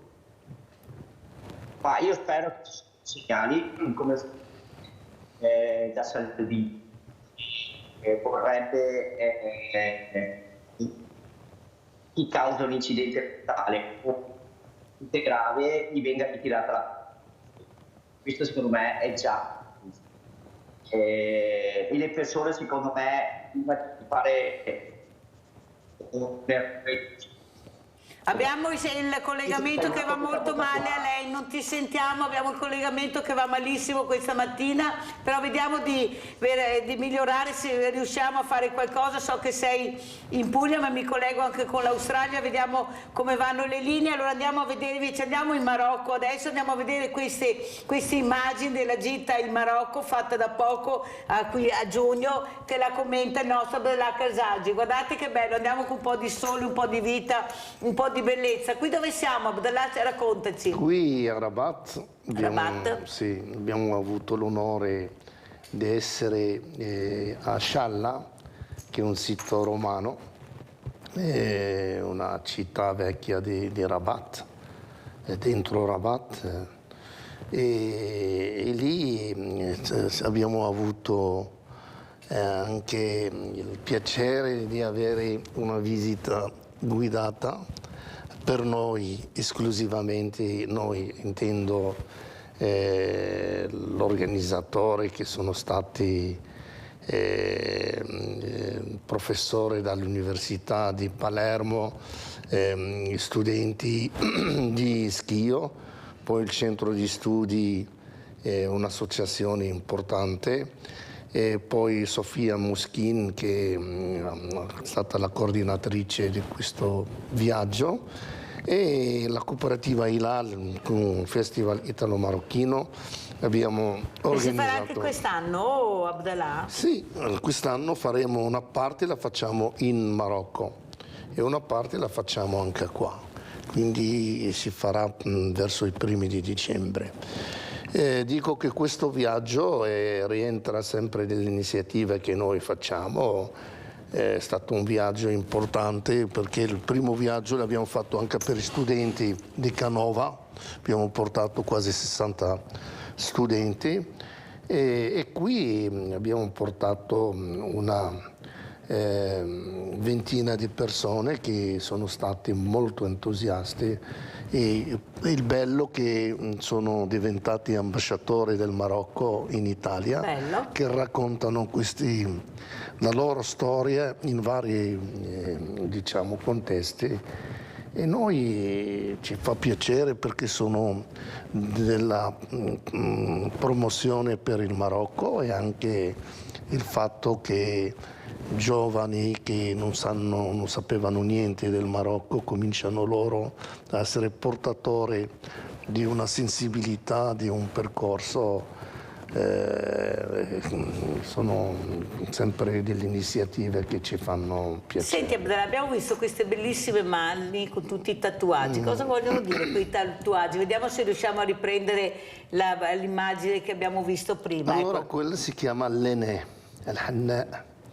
L'enè, praticamente quando la sposa fa il matrimonio, prima di sposarsi, il primo giorno c'è la vigilia del matrimonio, si fa l'enè e si fa solo con famiglie. Nella mano? No, con la famiglia più stretta, con i parenti più... No, ma spiegami, l'enè dove si fa l'enè? L'enè si fa nelle mani, ok, e anche nei piedi. Ecco, ad esempio, questo sì. Cosa vuole dire? E anche i piedi sono disegni di fiore, di gioia, e dicono che l'enè una porta fortuna.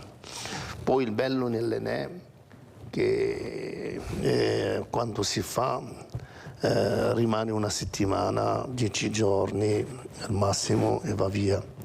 Non è un tatuaggio invasivo, indelebile che non viene più che via. Che uno giovane, emozionato lo fa e poi quando diventa vecchio con quel tatuaggio. L'amore della mia vita dopo un anno non lo vedi più, magari ce l'hai qua nel braccio, quale amore della mia vita, non puoi neanche più toglierlo e sino a fa male della miseria. Ma senti Abdallah, ma soprattutto anche questi prodotti tipici molto apprezzati anche qui da noi, vediamo il couscous che una volta era introvabile, invece nelle gastronomie si trova facilmente, vuol dire che c'è una richiesta del couscous fatto in varie maniere, col pesce, col pollo, con le verdure. Prego. No, è ovvio che adesso vediamo anche le immagini dei piatti meravigliosi, tipici.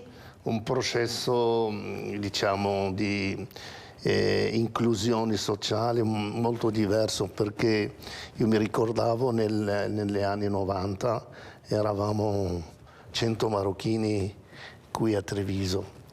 E adesso siamo in 7.000 marocchini, e quindi questi 7.000 Eccolo qua, ovviamente... guardate le tavole che loro imbandiscono, e tu ti ricordavi bellissime. che noi abbiamo fatto il Guinness, Madonna, il couscous più lungo del mondo, l'abbiamo fatto proprio con te. Ovviamente ci hai aiutato a fare questa cosa dopo la tua tavolata più grande del mondo. La tovaglia più lunga del mondo e la bottiglia di grappa più grande del mondo. Ho vinto 2 Guinness con la mia squadra, 2 Guinness. Abbiamo ispirato da te. Quello che mi piacerebbe e tu sai l'importanza, ecco, dei prodotti che arrivano, che noi non conosciamo, ecco, la promozione di questi prodotti. Si vede poco eppure ne consumiamo molti prodotti arrivano dal Marocco, prego. Sì, per esempio l'olio di argan. Esatto. L'olio di argan è un olio importante che non è soltanto un olio, ma anche delle creme, delle champagne, dei shampoo. Che fa molto bene, sì, anche fa molto bene, alla pelle. Sì. Poi non si sa molto qui perché noi siamo in una terra di vini, ma abbiamo anche un vino buono. Ah sì? Sì, vini marocchini, sia Cabernet, sia Merlot, sia... sono anche, questo non lo sapevo, io non l'ho mai bevuto il tuo vino. Sono vini buoni, ovviamente vengono consumati tanto in Francia. Fanno molto grado però. Sì, sono secche un po', tipo vini siciliani, ma però sono aromatici, quelli che... Sono più passiti, diciamo, vini passiti.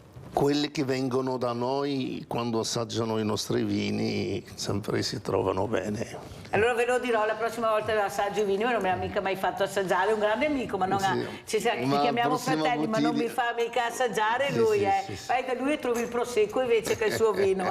Ascolta, andiamo invece, vediamo se Alain si è collegato con noi. Alain, ecco il bere, ecco questo bere smisurato, adesso parte questa movida perché arriva l'estate, i ragazzi finiscono le scuole, ci sono le vacanze, ecco si beve molto, molti drink. Tu cosa vorresti dire? Tu che veramente stai vivendo un dramma enorme, questi ragazzi che si mettono alla guida, pochi controlli, prego. Non riesco a capire perché si devono divertire bevendo. Io quando ero giovane mi divertivo anche senza bere, devono per forza riempirsi e dopo mettersi in macchina e causare stragi. Non riesco a capire, ma anche ragazze, per cazzo. Ah sì, anche le ragazze bevono tantissimo, è vero. Coma etilico minorenni addirittura portate al pronto soccorso in coma etilico. Allora andiamo a vedere invece, siccome il tempo corre devo far vedere anche queste cose perché è arrivata una bellissima notizia, una bellissima telefonata a Alain Fragrasso ed era la telefonata di Mattarella. Andiamo a sentire e poi commentiamo. Telefonata di Mattarella a Alain Fragrasso.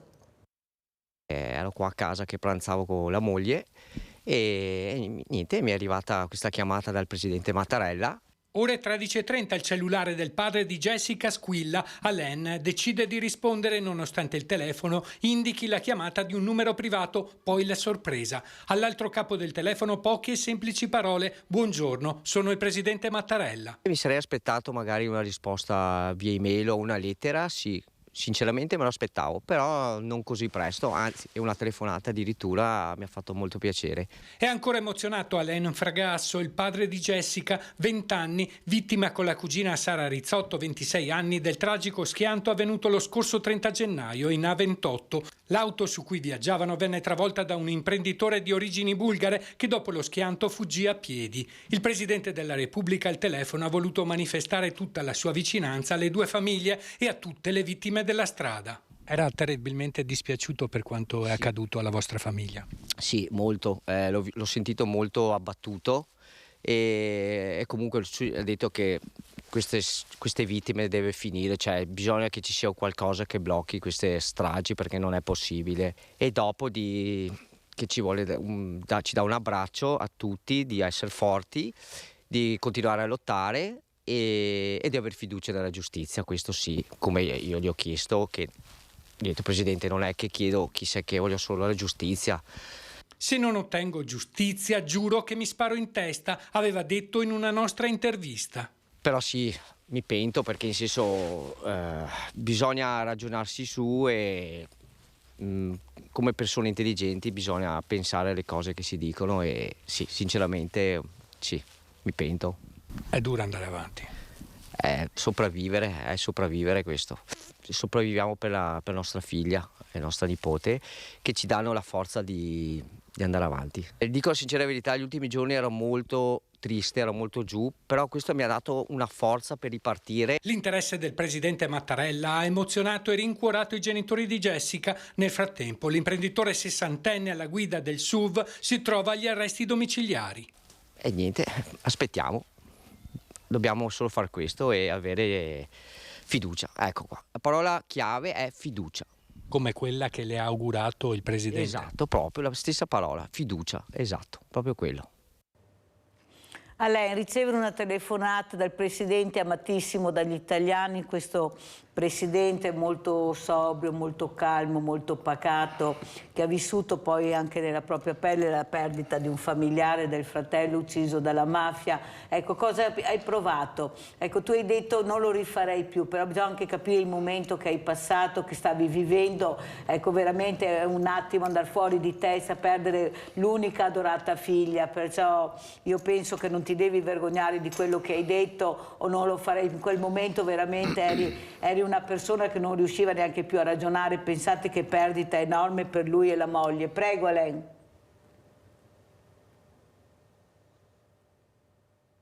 Sì, ti passano per la testa tante cose e ragionando su, ovviamente sono cose che spingono al momento. E la telefonata sinceramente mi ha fatto piacere, mi ha rincuorato e niente, mi ha dato il coraggio, la forza di andare avanti a me e a mia moglie. Perché sapendo che il presidente vicino ha fatto Ma scusa, ieri che hai fatto la prova si sentiva così male? Perché stamattina proprio non riusciamo a capire. Ieri hai fatto la prova? C'è aria qua? No. Vabbè, allora... Senti adesso? Sì, sento, ma proprio non va bene. Beh, anche se in Puglia si poteva fare anche lo stesso, vediamo. Allora, a lei un'altra cosa che volevo chiederti. Intanto vediamo la foto di questo premio Paolo Stefani. Andiamo a vedere. Paolo Stefani. Paolo Sartori? Non so perché ha scritto Stefani, vabbè. Allora, ricordiamo questo premio importante, ecco, guardate questa coppa, questo uomo fondamentale che ha cercato di dare tanto, non sono io quello, anche se mi assomiglia, sembra che ci sia io, molte persone che applaudono. Ecco, cosa vuol dire essere premiati per circostanze che veramente, invece di far dimenticare, riaccendono la spina sulla tragedia che è successa, però penso faccia sempre piacere, sono sempre riconoscimenti di solidarietà. Prego, Alain. Sì, è una questione di soddisfazione e orgoglio. Penso che qualsiasi papà, qualsiasi cosa deve fare, e quindi sono molto contento. Allora io direi di salutare il nostro, veramente grazie, è stato con noi Alain Fragrasso, familiari vittime della strada, premiato col premio Paolo Sartori 2023. Alain, ti lascio perché si sente veramente male, inutile continuare, c'è questo collegamento che non va bene questa mattina, ma insomma abbiamo capito e ti ringraziamo tanto. Grazie Alain. Allora Abdellah Karzadi si avvicina, si vede vacanze, ecco, come si sta in Marocco? No, in Marocco... Quanti gradi ci sono? No, sono 40, 38, però è secco. Il clima è molto vivibile, non come qua, c'è un po' di umidità. Poi noi, le parti vicino al mare sono parti molto, diciamo, con tanto vento. State desalinizzando l'acqua del mare per fare le colture. Ecco, raccontaci, ti ho invitato anche per questo, perché abbiamo il nostro Leone Trebasere che dite facciamo questo, dissaliamo l'acqua del mare. Voi la state facendo? Noi abbiamo delle città, soprattutto nel Sahara marocchina, detta Sahara occidentale, perché c'è sempre l'Algeria che vuole creare questi conflitti, e lì per tutte queste zone il Marocco, dopo l'indipendenza di questo, la ripresa dai spagnoli, ha creato una buona infrastruttura sul su tutta la parte, diciamo, di queste città. E poi sappiamo che nel deserto c'è una difficoltà dell'acqua, ha creato questa stazione di dissalazione dell'acqua e sta funzionando molto bene. Avete capito, Poi anche in altre città tipo Casablanca, Agadir, Safi, la mia città, in diverse città stiamo lavorando per creare dei grandi centri di dissalazione.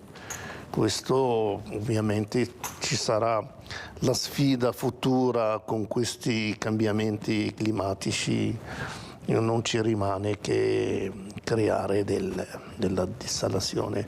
Poi c'è anche un Rabat, per esempio. Aspetta, perché abbiamo Vladimiro da Rovigo, se no mi cade la linea. Vai Vladimiro.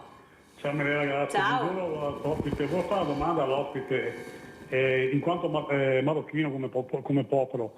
Chiedo come mai a un certo punto della storia, cioè il Marocco si affaccia sull'Oceano Atlantico, no? Come il Portogallo, come la Spagna, no?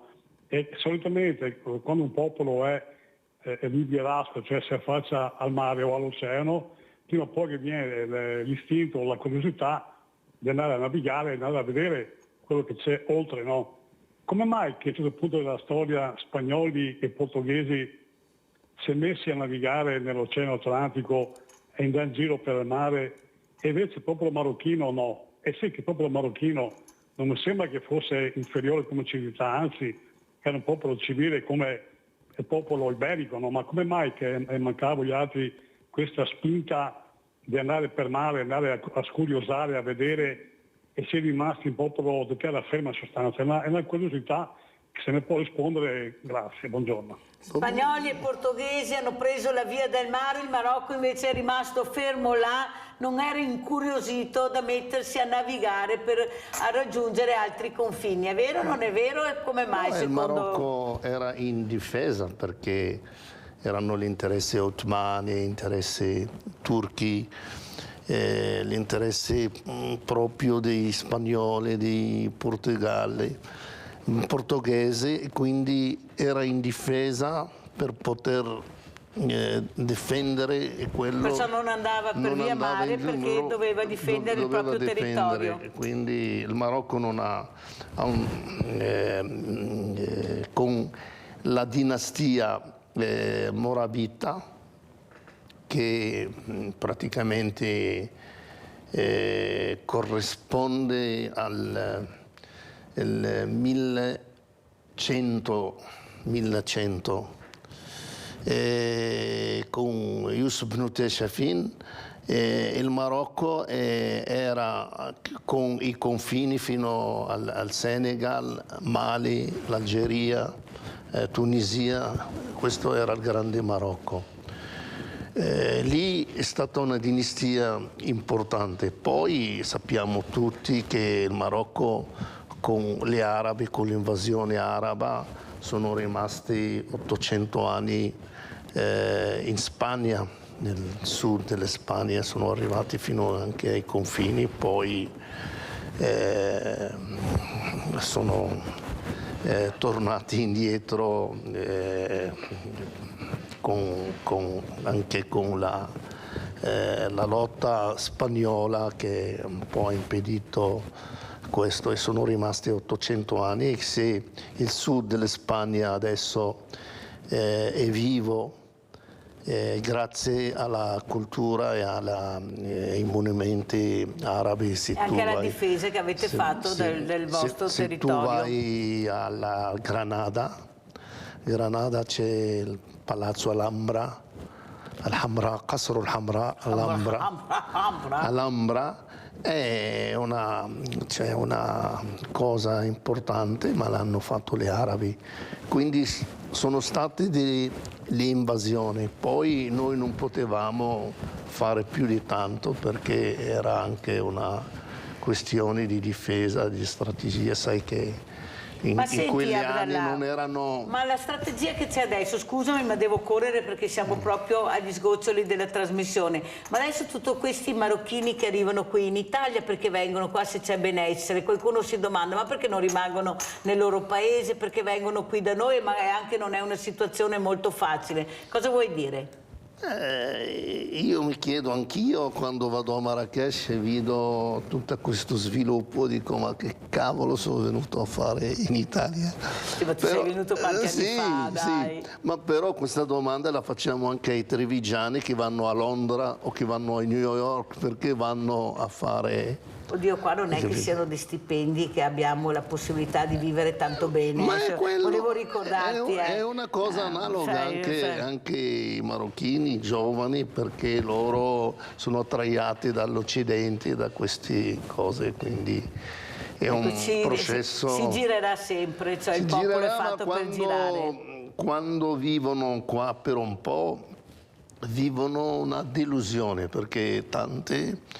pensano una cosa, ma quando sai che... Paese bentegodi che non è? Quando vive deve lavorare, deve trovare l'affitto, deve arrangiarsi a cucinare, a fare tutto, e quindi la vita di un immigrato non è una vita facile. Tu hai aperto anche con tuo figlio questa attività, anzi tuo figlio ha aperto questa attività per dare anche delle risposte, dei servizi a tutti quanti, ma anche e soprattutto alle persone che sono in difficoltà con bollette, per capire, coi cellulari. È un'attività nuova anche. Sì, lui ovviamente ha chiamato Todos, che è un po' tutto, e ha degli avvocati importanti, tra l'altro anche, non voglio fare il nome, ma il presidente dell'ordine degli avvocati collabora con lui, quindi vuol dire che c'è una fiducia. Certo, importante. E poi anche commercialisti, quindi chi ha qualche problema, al secondo il problema... È tipo un CAF, vero? No, il CAF è un'altra cosa. Sì, ma assomiglia perché a casa devono capire, cioè tu hai un problema, magari puoi andare anche da Todos. Sì, Todos, aggiornamenti per permesso soggiorno, affitto per esempio, sappiamo che non è facile, ma troviamo anche a modo, i mutui per esempio, anche per le persone. Poco, vedi? E è una cosa che sta funzionando alla grande per lui, perché lui è anche molto bravo quando mi vede lì, perché io queste cose le ho fatte per 30 anni a gratis. Hai capito? E lui quando mi vede mi dice papà vai fuori. Adesso sono io. Non mettere naso anche qua che ne hai già abbastanza. Sì, mi trovo lì, le rovino l'affare perché...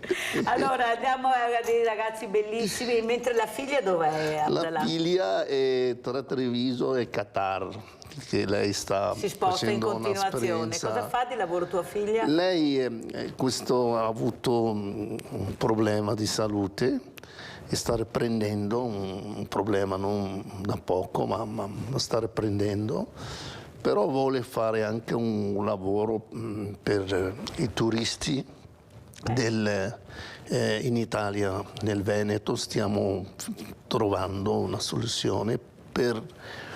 sai che loro, i qatariti, i emirati, sono delle persone che hanno delle esigenze molto particolari, non sono facili. Quindi noi stiamo facendo tutto un studio attraverso di lei per trovare dei servizi e per promuovere il turismo, Venezia, Verona, Milano, Treviso, tutto questo Treviso. magari Treviso sarà il centro. Noi, e dopo si espande. Noi siamo trevigiani, perché loro sono nati al Caffoncello. Quando le chiedono dove siete in Marocco, dove siete nati, no, siamo nati al Caffoncello. Al Caffoncello. No. E mio papà è stato il primo che ha avuto la cittadinanza italiana, e pensate da un leghista, da Giancarlo Gentilini. Sì. Avete capito come funziona. Allora Abdallah, ormai il tempo se n'è andato, io vorrei però che tu vedessi anche questo servizio che fa molto pensare, perché purtroppo la violenza non ha colore e riguarda tutti. Andiamo a vedere cosa è successo con la mom, con questi ragazzi, andiamo a vedere.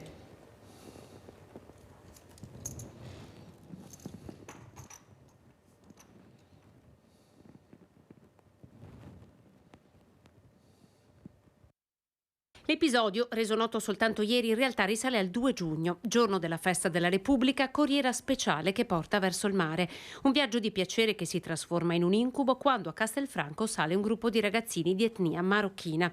Esordiscono con musica a tutto volume fino a rendere il viaggio degli altri passeggeri sempre più molesto, finché l'autista, una donna di 47 anni, da diversi anni in servizio per l'azienda di trasporto pubblico MOM, non si ferma per farli smettere.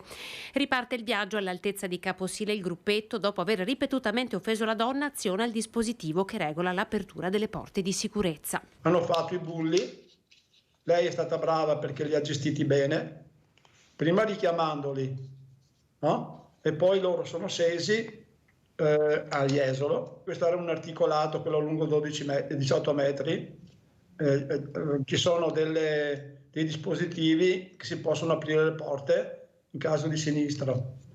Erano quasi arrivati alla fermata, loro l'hanno aperta e sono usciti. Esiste un percorso di formazione per gli autisti. Chi guida un mezzo è preparato a gestire situazioni di questo tipo. L'autista ha anche informato le forze dell'ordine. Se fosse stato qualcuno con testa calda probabilmente succedeva qualcosa. Questa è una autista che ha gestito bene la situazione e li ha portati dove doveva portarli, senza creare pericolo anche per gli altri. Quello delle baby gang è sicuramente un fenomeno in aumento, conferma Colladon, ma sono presenti in tutti gli ambienti, certo non soltanto sui mezzi pubblici. Sicuramente è un disturbo come può succedere magari in altre situazioni, ma se un bravo autista come quella che era incaricata quel giorno l'ha gestito nel modo giusto. Era una donna e quindi questi qua ne hanno approfittato un po'. Però lei è stata più intelligente di loro. Ecco, come hai sentito e hai visto Abdallah, qualcuno a casa, ecco i soliti marocchini magari quando ha sentito il servizio, cosa che non è così. Prego. No, a me dispiace perché questi ragazzi sono giovani, nati qui, cresciuti qui e vengono comportati con questo modo che a noi è un sdegno. Non ci fa onore ovviamente, però io parlo di un'esperienza che abbiamo fatto come cooperativa Hilal con il MOM di Treviso. Col MOM? Abbiamo inserito, mi sa, sul 98, 99, 2000, abbiamo inserito dei mediatori culturali dentro con il controllore dentro le corriere e ha dato grandi risultati. Una delle cose che la raccontiamo sempre è che c'era una marocchina bionda e c'era un marocchino viene preso e appena ha voluto aggredire loro, gli ha parlato in marocchino, lui quando ha sentito è scappata. Forse sarà il caso di riprendere, perché veramente io direi di parlare con Colladon e riprendere, perché è molto importante la sicurezza delle persone non va messa in discussione. Su questa cosa dobbiamo riprendere ovviamente anche un lavoro del genere e anche un lavoro che bisogna prima anche di fare anche questo, di parlare con i capi religiosi nelle moschee, come abbiamo fatto anche a Spresiano quando i ragazzini hanno cominciato a creare dei problemi. E quindi sono cose che noi dobbiamo impegnarsi come associazione. Avete capito perché Abdallah ha molti amici non solo nella nostra zona del Trevigiano ma anche oltre, perché è un uomo che media, un uomo che vuole cercare soluzioni per migliorare la qualità della vita, soprattutto anche di noi stessi e soprattutto la sicurezza delle persone. Grazie Abdallah Karzagi, presidente cooperativa Hilal, grazie e pubblicità.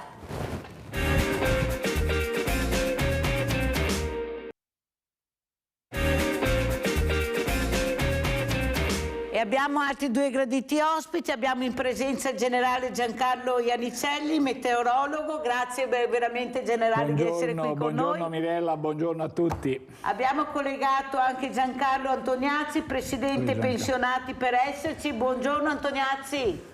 Buongiorno a lei. Buongiorno. Allora Antoniazzi, partirei proprio con lei, visto che prima parlavamo col generale di questi rincari a fare la spesa diventati impossibili, questi pensionati con queste pensioni misere, poveretti, ma come fanno a farci? Oltretutto poi a una certa età arrivano anche certe malattie, patologie, ti devi curare. Prego Antoniazzi, cosa ci racconta? E ci spieghi cos'è questa Contea Pensionati per esserci, prego.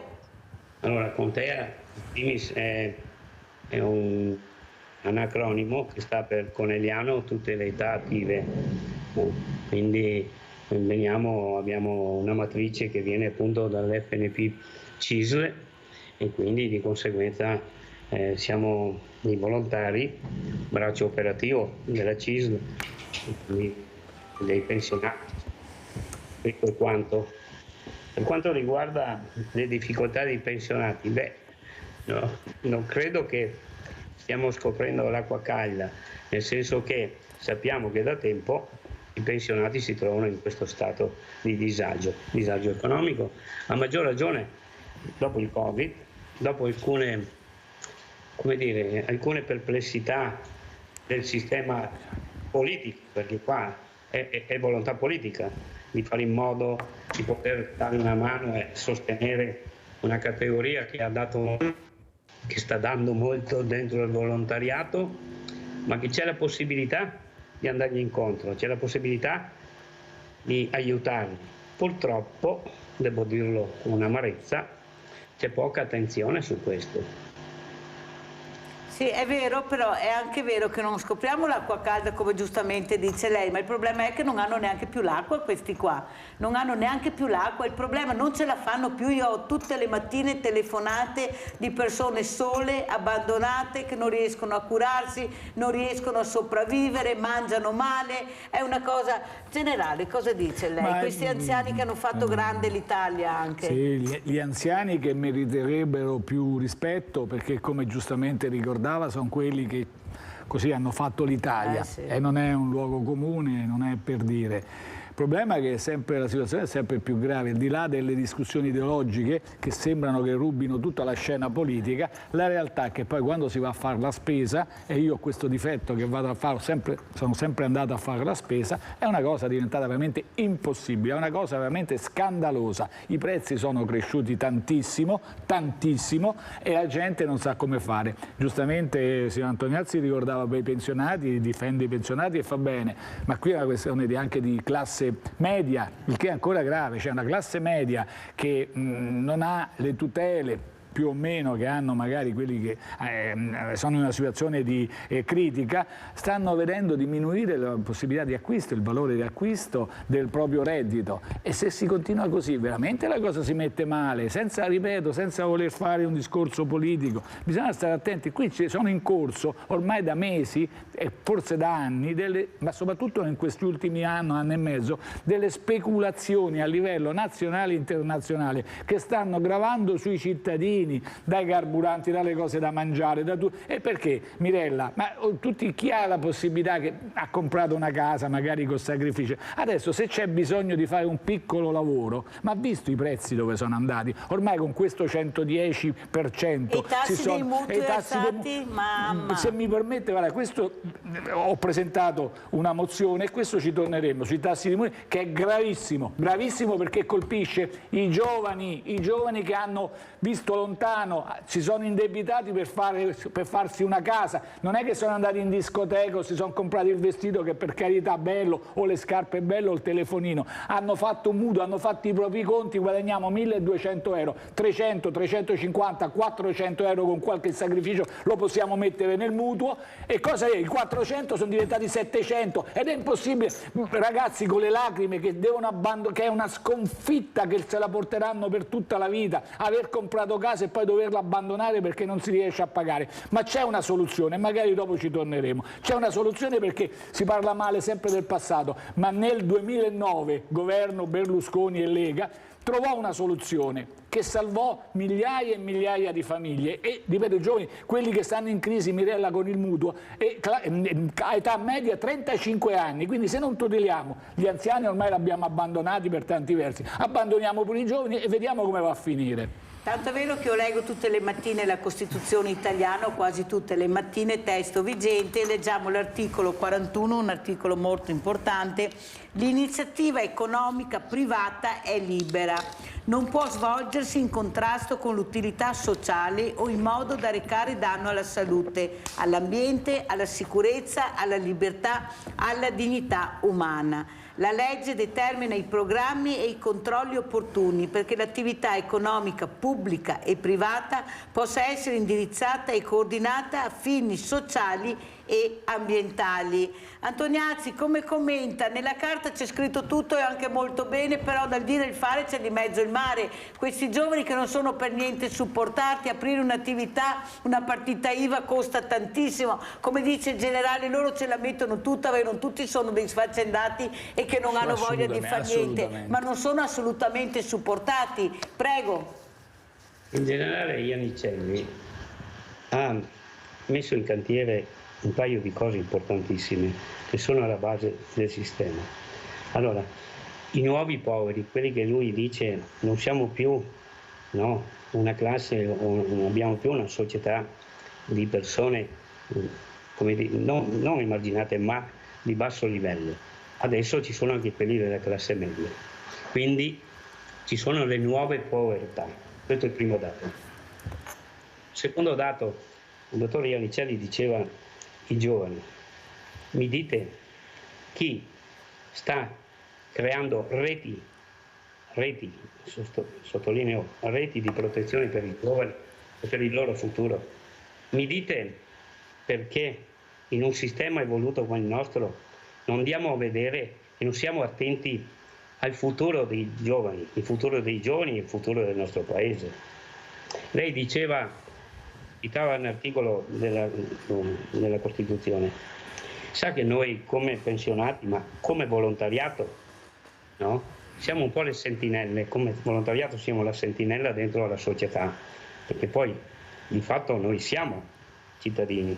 Quindi facendo la sentinella, essendo molto attenti a tutto questo e portando avanti le istanze degli ultimi, troviamo un muro di gomma. Allora, la chiave del tutto, bisogna avere il coraggio di dirlo tra di noi, di dirlo a chi ci ascolta, che sta forse in un dato di fondo, dove tutti quanti evitano di sentirlo, evitano di toccarlo, l'articolo 67 della Costituzione. Andiamo a vedere cosa vuol dire essere amministratori oggi, perché quando noi andiamo a discutere come sentinelle, come volontari, andiamo a parlare con le istituzioni, andiamo a parlare con il sistema, ci viene sempre detta una frase che ormai è obsoleta, un discorso molto arrugginito: non ci sono risorse. In questo paese di risorse ce ne sono tantissime, solo che sono poste in luoghi impropri, dentro una scaletta di priorità insulsa, perché va bene che ci sono tanti bisogni nella strada, c'è bisogno del marciapiede, c'è bisogno di tante cose, ma in primis c'è bisogno della salute, c'è bisogno per la famiglia, c'è bisogno degli anziani, c'è bisogno dei disabili, c'è bisogno dei ragazzi, come si diceva prima, perché chi non pensa ai giovani non pensa al futuro di questo paese. E quando ci viene disposto o ci indicano che mancano le risorse, io salto sulla setta. Anch'io, bravo. Per il semplice fatto che adesso, a maggior ragione, con il PNRR, anche nei comuni, negli enti locali, di soldi ne sono arrivati, ma come li spendono? Questo è il fatto. E torno all'articolo 67 della Costituzione, che è un pessimo insegnante, nel senso che, voglio dire questo, allora, l'articolo 67 dice, o perlomeno indica il comportamento di chi si accinge ad amministrare questo paese. Aspetti che lo leggiamo, che ce l'ho davanti, così poi lo capiamo bene. Allora, articolo 67 della Costituzione. Ogni membro del Parlamento rappresenta la nazione ed esercita le sue funzioni senza vincolo di mandato. Prego. Benissimo. Allora, senta, lei lo sa che, come dire, polis viene dal greco e vuol dire solidarietà. Qua però c'è un difetto di fondo, o perlomeno più un difetto di fondo, non era di fondo, è un difetto di modifica che ci è stato propinato.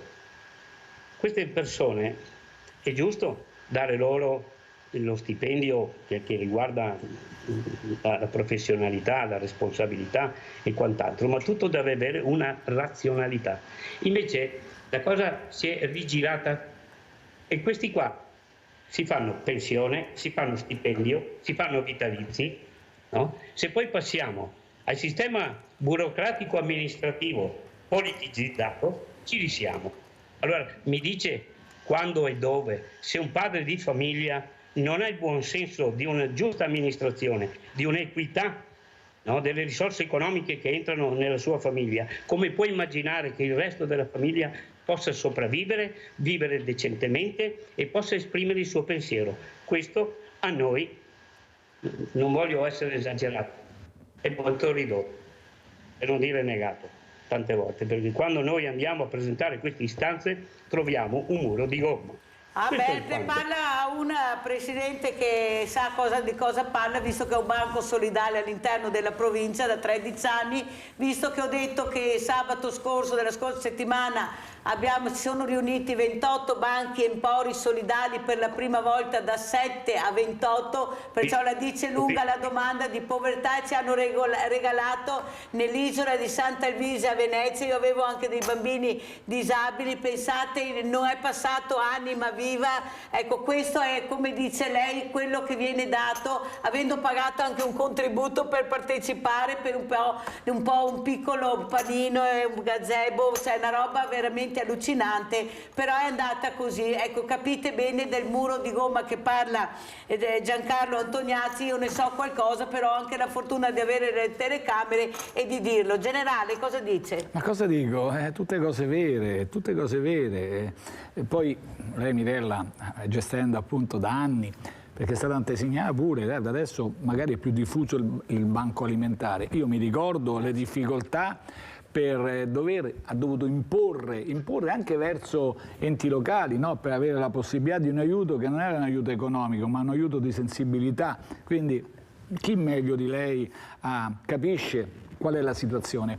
Perché poi bisogna pensare che queste situazioni, che ricordava pure il Presidente Antoniazzi, non escono nemmeno poi in superficie, perché poi c'è una dignità, i nostri cittadini hanno una dignità fortissima, non sono quelli che vanno la mano tesa sempre, magari soffrono all'interno e non fanno venire fuori delle difficoltà oggettive, forti.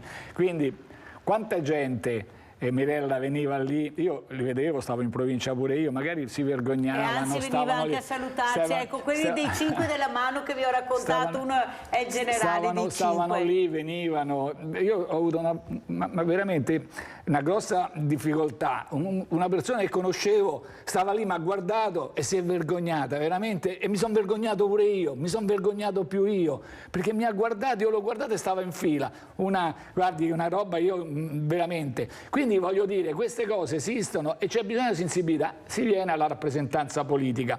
C'è stato un errore di fondo grossissimo per la rappresentanza politica ormai a livello nazionale, io lo dico ma con tranquillità, ormai non c'è più quel rapporto diretto tra l'eletto e l'elettore, quindi non c'è quel contatto che uno doveva avere per forza, perché poi doveva avere il consenso. Ormai c'è la nomina, no?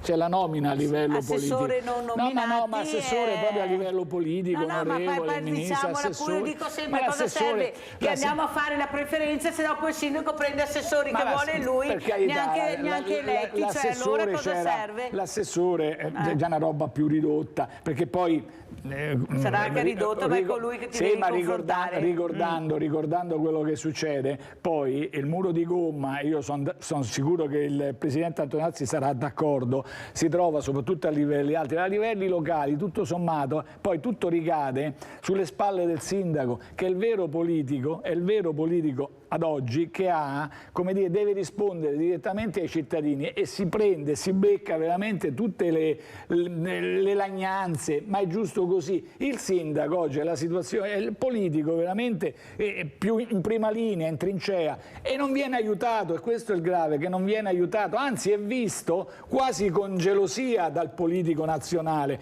perché il vero politico, vero politico che la gente riconosce. Abbiamo avuto pure a Treviso, perché poi si può dire tutto, però un 65% preso da Mario Conte, probabilmente, anzi sicuramente, è stata la, come dire, la prova che ha lavorato con le persone, quello che ha seminato, e lei mi insegna, ovviamente Mirella, che quello che semini poi raccogli, è inutile, non c'è. Il problema è che l'ha raccolto lui, non qualcun altro, purtroppo. Sentiamo come commenta Giancarlo Antoniazzi. Prego, Antoniazzi. Dico che in generale in parte ha anche ragione, ma di fondo ha ragione. Il fatto è che però anche a livello locale oggi viviamo una situazione che è, come dire, è un'equivalenza dell'alta politica, come la definiva lui, della politica più alta, ma è un'equivalenza, è un scimmiottare, va bene? Quindi c'è più la rincorsa al voto, c'è più la rincorsa al avere la posizione, che al dare risposta, no, alle istanze del cittadino ultimo. Noi la difficoltà che incontriamo tutti i giorni come volontariato è portare le istanze degli ultimi, dare voce agli ultimi, e adesso, come si diceva prima, anche alla classe, una buona parte della classe media, cioè i nuovi, che io definisco i nuovi poveri nel nostro paese, ma soprattutto per i giovani dentro al mondo dello spaccio della droga. Ma ci rendiamo conto cosa sta succedendo anche nei nostri piccoli paesi? Io vivo in un paese di periferia, Santa Lucia di Piave, viviamo come associazione in Conegliano, ma questo è l'ordine del giorno.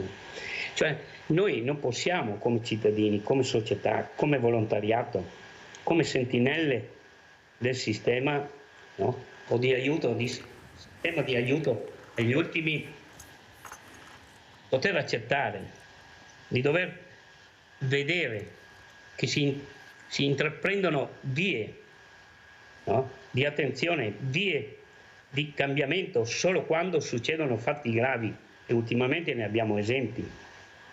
Se poi penso a tutto il lavoro che noi produciamo, la ricchezza che produciamo come volontariato, non parlo solo di Contea, ma il volontariato in genere, la ricchezza che produciamo, ma in cambio noi non facciamo profitti, però dobbiamo far fronte ad alcune normative. E qua si apre un fronte forte dentro alla legge del terzo settore. Le immagini, abbiamo visto in questi giorni passati, no? Una pala per spostare il fango, un secchio per spostare il fango, no? La mobilità per arrivare là, chi è che la paga? Il sistema? No, lo fanno i volontari, lo trovano dentro a sé, dentro al loro sistema, no? Sono gli stessi cittadini che fanno i volontari, che sono cittadinanza attiva, ma viene a procurarsi tutto il necessario. Io dico sempre, lo vivo tutti i giorni, per la mia associazione, per farla andare avanti, per dare servizi, per aiutare le persone che hanno bisogno, devo trovare le finanze e le risorse dentro il welfare aziendale. Il welfare sociale proclama, fa progetti, fa programmazioni, ma sa fare solo quello, poi evade, poi sparisce, no? Si eclissa. Invece noi, come volontariato, dobbiamo essere là al tavolo della coprogettazione e portare le problematiche. Ciape, Antoniazzi, Ciape, allora andiamo a vedere questo servizio anziana violenza, poi lo commentiamo. Mai succederà, glielo posso assicurare? No signora, non è così. Dobbiamo... infatti ne ho avuto la dimostrazione sabato 28 Empori Solidale all'isola di Sant'Alvise, dove non passava nessuno. Andiamo a vedere anziana derubata, violenza. È stata dimessa dall'ospedale ed è tornata nel suo appartamento. L'anziana, che pochi giorni fa è stata aggredita nel garage della sua abitazione. Ha implorato il suo assalitore di lasciarla andare, ma per la donna nessuna pietà. È stata violentata a 89 anni nel suo garage di casa. Secondo le prime ricostruzioni, un uomo di pelle scura, a volto coperto, si sarebbe intrufolato nel box del palazzo e avrebbe minacciato la donna con un coltello. L'anziana, inizialmente pensando a un tentativo di rapina, per lo shock sarebbe rimasta completamente immobilizzata, senza riuscire a reagire, e da qui l'inizio dell'incubo. L'uomo è poi fuggito, facendo perdere ogni sua traccia, lasciando la donna inerme sdraiata sul pavimento. Raccolte le ultime forze, l'anziana è tornata nella sua abitazione, decisa a tenere nascosto l'accaduto, ma a causa delle profonde lacerazioni provocate dall'aggressione si è recata al pronto soccorso, raccontando a medici e infermieri il terribile accaduto. Verificata l'aggressione attraverso il cosiddetto kit stupro, che consente di raccogliere e conservare le prove di un reato sessuale, dall'ospedale è partita la segnalazione alle forze dell'ordine. L'89enne, dopo essere stata dimessa, ha formalizzato una denuncia ai carabinieri. Al setaccio, le telecamere di videosorveglianza della zona. Continua la caccia all'uomo. Allora, generale, come commentiamo questi diversamente giovani, come le chiamo io, in balia veramente di tutto e di più, invece di avere rispetto, solidarietà, il mondo del volontariato mette le pezze dove la politica non riesce a metterle, ha detto molto bene Giancarlo Antoniazzi, ma con questo terzo settore che cambia continuamente norme, si deve anche pagare, adesso siamo RUPS, un'altra roba ancora, ma cambia, è il direttore d'orchestra, ma l'orchestra è sempre quella, prego. Si ruba anche magari idee buone e diventa tutta una burocrazia in senso negativo, e quindi quando c'è tanta burocrazia in senso negativo gli obiettivi non vengono raggiunti, anche quando sono obiettivi giusti, anzi nobili. No, volevo rispondere, intanto Antoniazzi prima diceva sì, è vero che anche i sindaci, anche spesso come dice gli enti locali rispondono non bene o non totalmente bene, però la differenza, Mirella, è che il sindaco te lo mandi a casa, cioè tu puoi dire no, Mirella non mi sta bene, il sindaco non mi sta bene, non lo voto, è differente a livello nazionale, e poi lì ci sono, come sapete, insomma, le liste fisse e buonanotte. No, però generale non passi il cerino, io ho parlato di assessori, non di sindaci, che dovremmo avere delle persone competenti, però specialmente se mette persone non nel giuste, sociale, la paga sempre il sindaco, la paga e tu hai possibilità di fargliela pagare. Quello che volevo dire, no, un'altra cosa giustamente che ha toccato col servizio, si parla del fatto economico, ma non bisogna sottovalutare il fatto di sicurezza, perché guardate, veramente bisogna stare attenti, perché spesso gli anziani cadono, o i meno giovani o i diversamente giovani cadono in balia di personaggi che sono veramente, però anche qui ricadiamo ancora una volta delle leggi fatte male, adesso si cerca di cambiare, anzi sembra anche peggio di prima, perché poi questi delinquenti arrivano e sanno che rimangono impuniti. Vedete, adesso con la Cartabia, ma lei sa cosa vuol dire? Che se non denunci, ma un anziano non va nemmeno a denunciare, si vergogna, un anziano si vergogna se ha un furto, si vergogna come se fosse colpa sua e non va a denunciare, allora il reato non viene perseguito. Ma ci rendiamo conto cosa stiamo facendo? Ma li conoscete gli anziani? Ma io sono anziano, faccio il dritto, mi metto la camicetta, sembro, ma io sono ultra settantenne pure io, e mi accorgo che quando ricevi un torto non ti incazzi, sì, però hai anche l'orgoglio, dici ma mi hanno fregato forse perché sono vecchio, e allora non accetti questo, e questo bisogna pensare. Gli anziani sono veramente in una situazione di debolezza, e si fa quel che si può, pure le forze di polizia, perché si danno da fare, ma poi intervengono leggi, questa è assurda, se non c'è la denuncia anche in fatti gravi, e non viene perseguito. Antoniazzi dice bene il generale, no? Se non c'è la denuncia, però non è solo un fatto, come dire, di dignità, è sicuramente anche un fatto di sicurezza. Nel momento in cui tu fai una denuncia formale sì, ma fa niente lo stesso, e dentro a una società dove la legislazione, per qualche motivo, per qualche distortura o per qualche cosa che dobbiamo capire e comprendere bene, no? Assiste e aiuta questi personaggi così equivoci. Ha ragione. chiesto un giorno perché noi come associazione lavoriamo anche con 3 tribunali, e ho chiesto a un giudice, mi dica una cosa, perché qua o io non ho capito nulla alla mia età, alla soglia di 70, oppure qua viviamo in un mondo che gira alla rovescia. La risposta è stata molto larga, molto evasiva, nel senso che c'è difficoltà a dare una simile risposta. Questo è quanto, no? Poi diceva lei, che adesso mi sono anche un po' perso perché qua ho anche il telefono, ma lei diceva prima come facciamo, cosa si fa? Ma io quando che le cose non cambiano, lei diceva, no? Difficilmente cambiano. Senta, ma a me vengono i brividi quando parlo con delle persone che hanno competenze, che hanno delle responsabilità, e questi mi rispondono semplicemente una cosa: ma signor Antoniazzi, Giancarlo, qualcuno siamo anche amici, sai che ormai il sistema è questo, è un metodo, è un sistema diffuso. Ma cosa vuol dire diffuso? Che ci dobbiamo adeguare?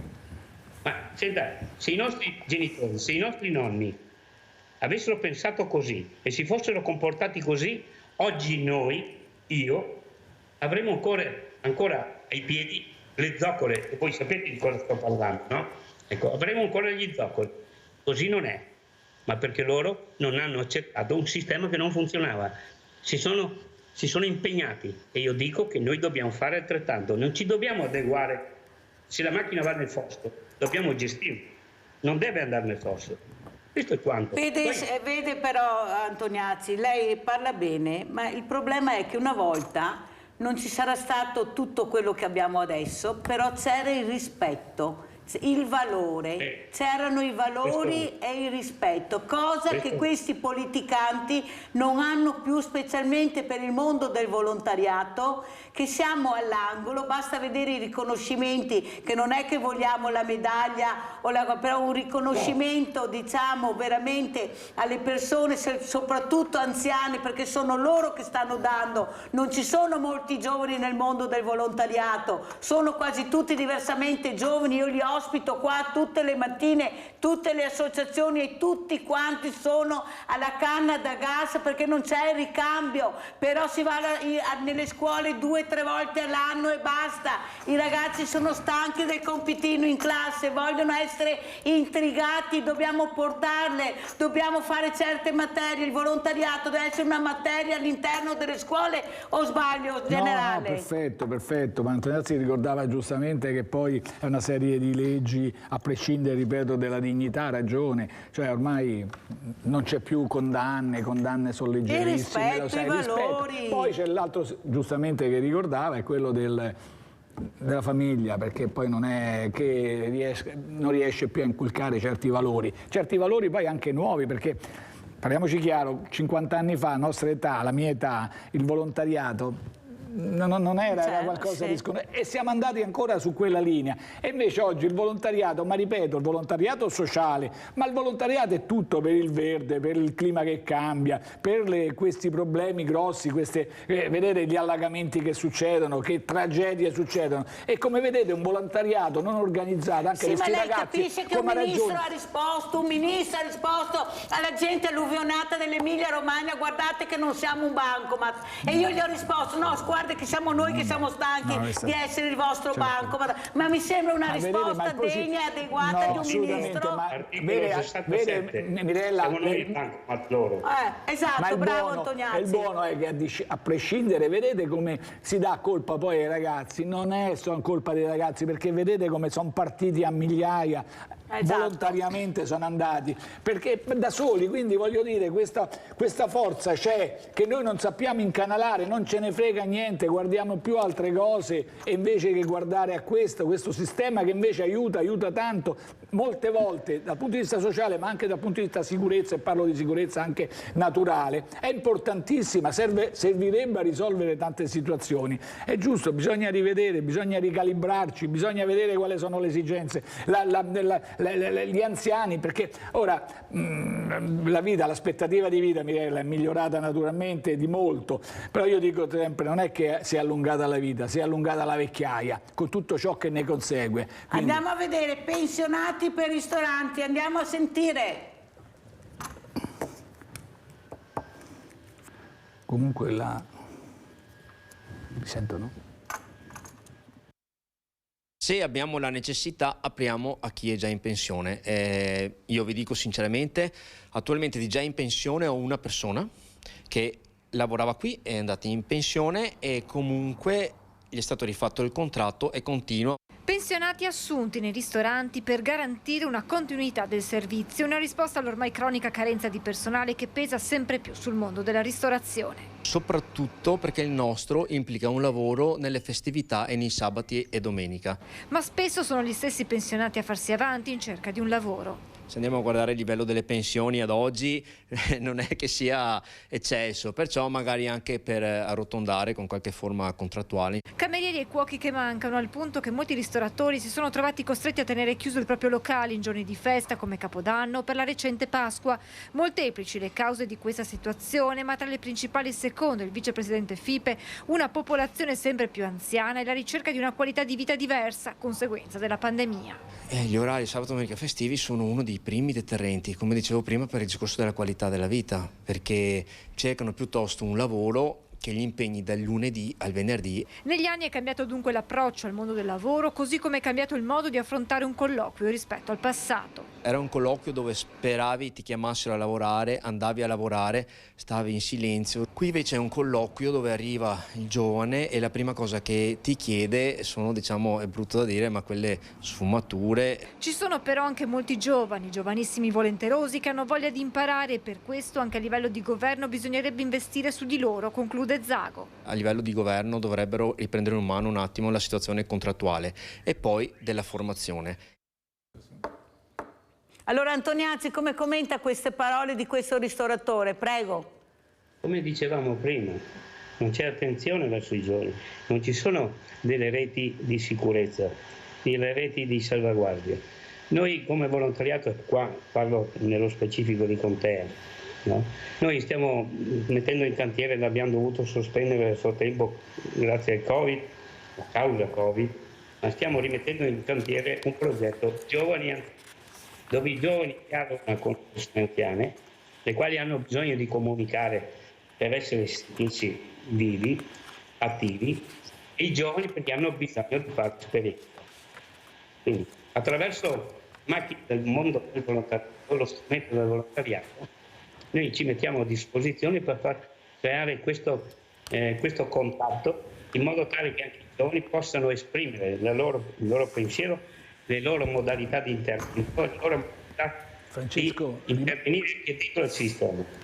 E qua torniamo a quanto dicevo prima, in una società molto complessa come questa, dove le problematiche sono molto articolate nell'esecutività dei problemi, noi non possiamo avere un sistema che non dà risposte, noi non possiamo avere un muro di gomma, capite? Oggi il volontariato non è più solamente cittadinanza attiva, oggi il volontariato è un soggetto complementare alla soluzione di problemi complessi e dentro i problemi complessi ci vogliono strumenti complessi. Non può essere che il volontariato da solo, senza risorse, possa riuscire a questo. Io adesso ci dilunghiamo, ma non è il caso di farlo, però non è che parli soltanto storica.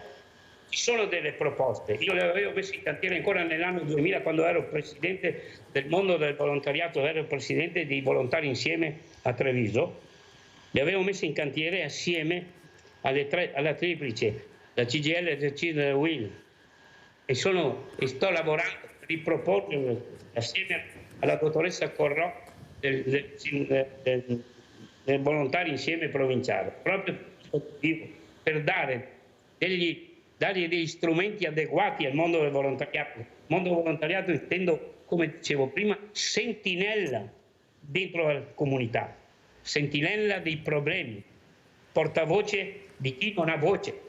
Grazie, andiamo avanti, andiamo a parlare anche di clima perché dobbiamo assolutamente, però andiamo a Trieste, generale Iannicelli, e sentiamo questo servizio Scoccimarro, segnali dal clima, e poi lo commentiamo col generale Giancarlo Iannicelli.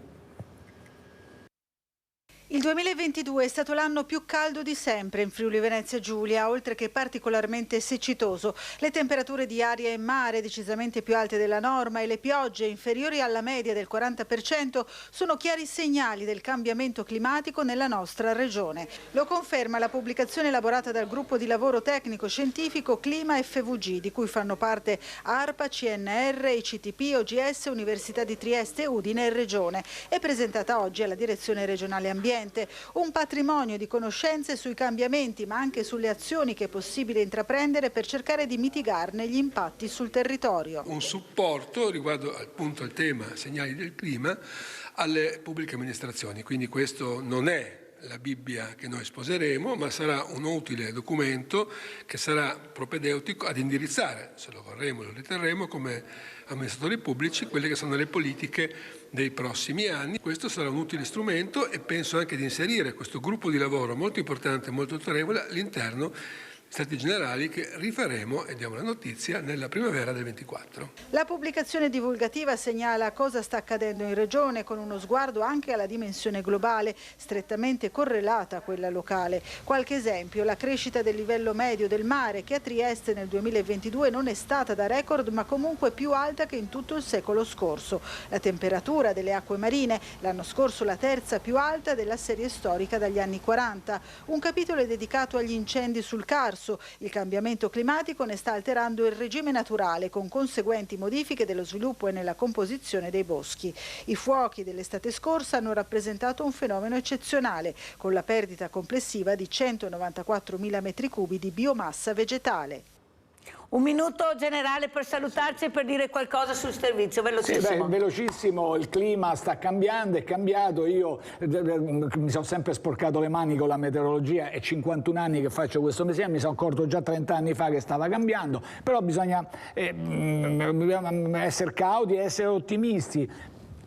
Questo non vuol dire non affrontare il problema, però attenzione, cioè che adesso ci si subito anche dal punto di vista di sfruttamento della situazione, perché c'è sempre chi vuol fare business, no? Sempre pronto. Il clima sta cambiando, ci dovremo adeguare. Estate afosa? Estate non si può dire, non si può dire. Io ho una sensazione invece, vista già come giugno è andato, che sia più variabile. Quest'estate sarà più variabile. Questo non vuol dire che ci saranno picchi di caldo, ma che ci saranno anche possibilità di precipitazione. Sarà diverso dagli altri anni. Grazie al generale Saluti Giancarlo Iannicelli, grazie a Giancarlo Antoniazzi, presidente Contea, pensionati per esserci, grazie La Posta di Mirella.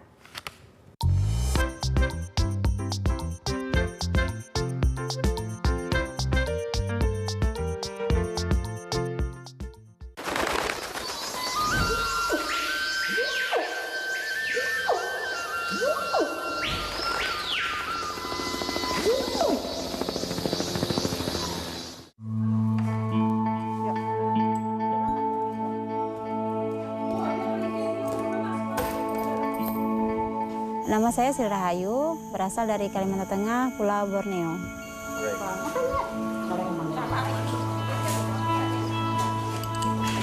Saya sebagai koordinator baby sister, ya, untuk mengatur teman-teman dan orangutan. Ya, Dek, ya. Aduh, kenapa nih?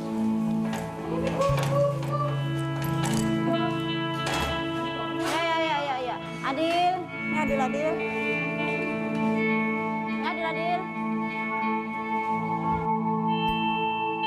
Untuk saat ini masuk dalam stok kandang ada 80 orangutan. Nggak boleh buat, nggak bisa kita makannya, makanya masuk sih.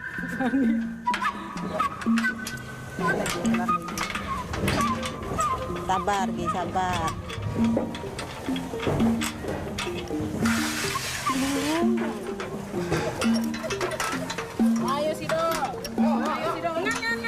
Yang pertama kali seperti biasa membantu teman-teman untuk membuka kandang orangutan untuk berangkat ke sekolah hutan. Dan habis itu membantu lagi teman-teman untuk ngantar orangutan sampai ke lokasi yang lebih besar, yang untuk orangutan yang lebih besar. Farida!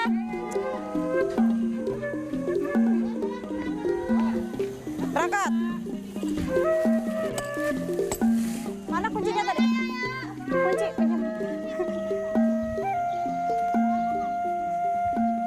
Tantangan sekarang antar anak ke grup 1-2 untuk sekolah hutan.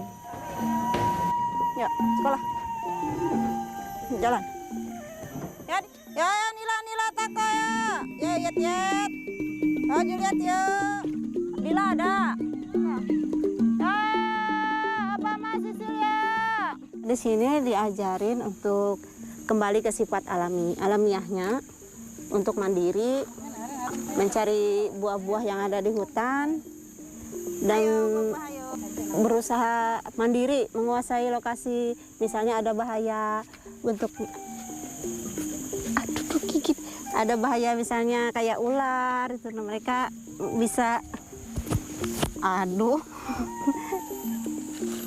supaya orang hutan tuh membiasakan mandiri, bisa naik di atas, bahwa buah itu tempatnya berada di atas, dan mereka belajar mencari buah sendiri yang ada di atas, sehingga mereka tidak tergantung pada buah yang berada di sini.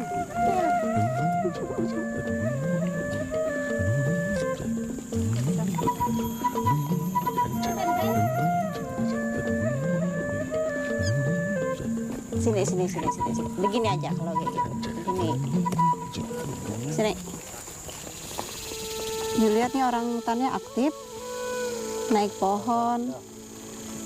Terlihat kadang-kadang naik tinggi, bikin sarang. Meskipun sarangnya tidak begitu kuat, tapi dia sudah mulai belajar untuk bikin sarang.